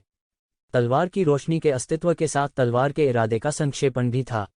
एक क्षण में ऐसा प्रतीत हुआ कि सारा संसार इस ज्वार भाटे तलवार की छाया से बचा हुआ है। तलवार डोमेन। येशिवेन अचानक उठ खड़ी हुई। उन्हें उम्मीद नहीं थी किसी कोंगहाउ स्वॉर्ड डोमेन को संघनित करेगा। कई डोमेन के बीच स्वॉर्ड डोमेन उन तलवार कृषकों की तरह ही एक बहुत शक्तिशाली डोमेन था। यह अजेय था। जैसा कि कहा जाता है, हाथ में तलवार लेकर दुनिया मेरी थी। स्वॉर्ड डोमेन की खेती करने वाले इन तलवार कृषकों से निपटना और भी कठिन था। हालांकि जियान वुशुंग ने केवल एक झूठे डोमेन को संघनित किया था, यह उसकी युद्ध शक्ति को बहुत अधिक बढ़ाने के लिए पर्याप्त था। अचानक बगल से विस्मयादिबोधक की आवाज आई। केवल ये जिवेन ही नहीं थी जिन्होंने इस स्वॉर्ड ताओ डोमेन को पहचाना, कई और लोगों ने भी इसे पल भर में पहचान लिया। वे कुछ सहम गए। इन प्रतिभाओं ने एक एक करके अपने तुरुप के पत्ते प्रकट किए। इसने कई लोगों को अपनी रीढ़ के नीचे ठंडक महसूस कराए। विशेष रूप से जो लोग अभी भी बुरे इरादे पाल रहे थे, उन्हें तुरंत अपनी पीठ से टपकता ठंडा पसीना महसूस हुआ। यह स्वॉर्ड ताओ फील्ड डोमेन अकेले उन्हें इस हद तक यातना देने के लिए पर्याप्त था कि वे चाहते थे कि वे मर जाएं। स्वॉर्ड डोमेन सीधे यंग मास्टर है लॉन्ग के मोटे प्रभामंडल को तोड़ते हुए पूरी तरह से बह गया और उस पर गिरने वाला था। बूम! यंग मास्टर हाई लॉन्ग भी एक पल में भड़क उठा। एक पल में दुनिया की सारी तलवार क्यूई अपनी जगह पर स्थिर लग रही थी, बिल्कुल भी पास नहीं हो पा रही थी। युवा मास्टर है लॉन्ग ने बस अपना झूठा डोमेन खोल दिया। दो फाल्स डोमेन आकाश में टकराने वाली दो विशाल मशीनों की तरह थे, जो एक भयानक झटके की लहर पैदा कर रही थीं, एक दूसरे को निगल रही थीं और तोड़ रही थीं। हालांकि स्वॉर्ड ताओ डोमेन असामान्य रूप से तेज था, यंग मास्टर सी ड्रैगन का डोमेन एक अंतहीन समुद्र की तरह था। यह एक के बाद एक लहरों से टूट गया। इसमें डूबना मानो दलदल में गिर गया हो। इसे तोड़ने का कोई उपाय नहीं था। दोनों पक्ष थोड़ी देर के लिए हवा में गतिरोध में थे। Boom boom boom! हालांकि दोनों पक्षों के डोमेन एक दूसरे के लिए कुछ नहीं कर सकते थे, फिर भी उनके मूल निकाय तेजी से लड़ रहे थे। ये डोमेन उनके लिए कोई मौलिक बाधा नहीं पैदा कर सके। कोई कल्पना कर सकता है कि दो विशेषज्ञों के बीच लड़ाई कितनी भयानक थी, जो आधे अधूरे कानून घोषणापत्र के दायरे में कदम रखने वाले थे। यह जियान वुशुंग का पहली बार इस तरह की लड़ाकू शक्ति का प्रदर्शन भी था। मूल रूप से सभी ने सोचा था कि यद्यपि वह मजबूत था, उन्होंने उससे यंग मास्टर है लॉन्ग के साथ समान रूप से लड़ने की उम्मीद नहीं की थी। आखिरकार हर किसी की नज़र में यंग मास्टर हाई लॉन्ग उनसे अलग थे, उन्हें युवा पीढ़ी में नंबर 1 के रूप में पहचाना जाता था। दोनों पक्षों के डोमेन एक दूसरे को निगल रहे थे और पिघल रहे थे। पफ! यंग मास्टर हाई लॉन्ग ने अचानक मुंह से खून निकाला, उसका शरीर अचानक अस्थिर हो गया और उसके चेहरे पर एक कड़वी मुस्कान आ गई। दूसरी तरफ जियान वुशुंग, जो मूल रूप से जमकर हमला कर रहा था, अचानक रुक गया। उसने यंग मास्टर हाई लॉन्ग को देखा और कहा, आप घायल हो गए हैं। यंग मास्टर है लॉन्ग का चेहरा हरा और सफ़ेद हो गया और अंत में सिर हिलाया। कोई आश्चर्य नहीं, तो आप गंभीर रूप से घायल हो गए हैं। फिर इसमें कोई मज़ा नहीं है, इस लड़ाई के बारे में भूल जाएं। जिस दिन तुम ठीक हो जाओगे, मैं निश्चित रूप से तुम्हारे पास फिर से सलाह मांगने आऊँगा। जियान वुशुंग ने अपना सिर हिलाया, सीधे नेम प्लेट को कुचल दिया और पीछे हट गया। वह बिना किसी झिझक के सीधे और सुरुचिपूर्ण तरीके से चला गया। हालांकि उनके शब्दों ने भी सभी को हंगामेदार बना दिया। यंग मास्टर हाई लॉन्ग घायल हो गया है, यह कैसे संभव है? सभी ने अविश्वास में चर्चा की। यह कहना सामान्य था कि यंग मास्टर हाई लॉन्ग घायल हो गए थे। किसी ने यह कहने का साहस नहीं किया कि वे इस जीवन में कभी आहत नहीं होंगे। हालांकि सी ड्रैगन मैंशन के प्रमुख शिष्य के रूप में यंग मास्टर हाई लॉन्ग की स्थिति स्वाभाविक रूप से कहने की आवश्यकता नहीं थी। वह निश्चित रूप से युवा पीढ़ी के सर्वश्रेष्ठ थे। यदि वह घायल हो जाता तो सी ड्रैगन मैंशन निश्चित रूप से चुपचाप नहीं बैठा रहता। पुरस्कार के रूप में निश्चित रूप से विभिन्न औषधीय जड़ी बूटियां और अमृत होंगे। हालांकि यंग मास्टर हाई लॉन्ग ने अभी भी गंभीर रूप से घायल अवस्था में प्रतियोगिता में भाग लिया। इसका क्या मतलब था? इसका मतलब यह था कि यंग मास्टर हाई लॉन्ग को लगी चोट निश्चित रूप से इतनी आसान नहीं थी।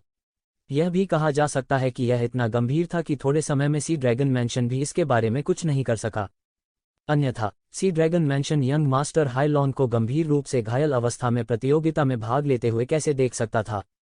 सी ड्रैगन मैंशन जैसे धनी दैत्य के लिए चोट चाहे कितनी भी गंभीर क्यों न हो, उसे विभिन्न औषधीय जड़ी बूटियों और अमृत के सेवन से पूरी तरह से ठीक होने में देर नहीं लगेगी।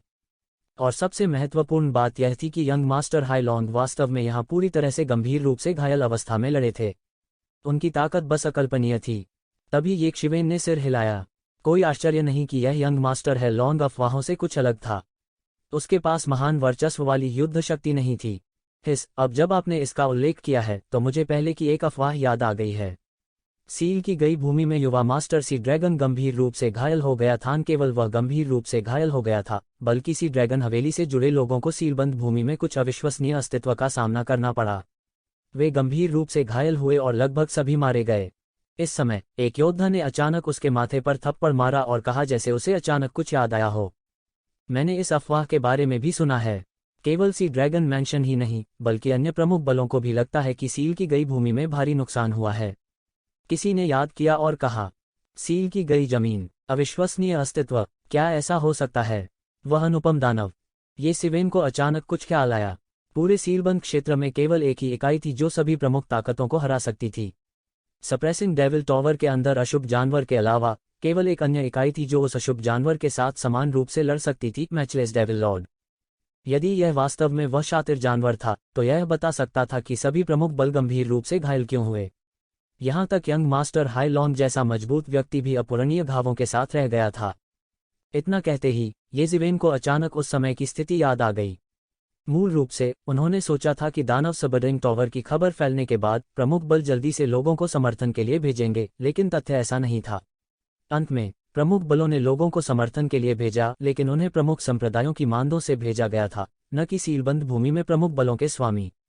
इससे उन्हें एक बार अजीब लगा। उन्होंने तैयार स्वामी क्यों नहीं भेजे, लेकिन उन्हें फिर से बड़ी ताकतों से लोगों को भेजना पड़ा। अब जब उसने इसके बारे में सोचा तो वह अचानक समझ गया।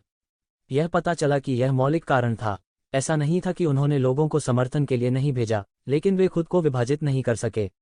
उस अद्वितीय दानव का सामना करने के बाद यह पहले से ही काफी अच्छा था कि उनका सफाया नहीं हुआ, समर्थन करना तो दूर की बात है।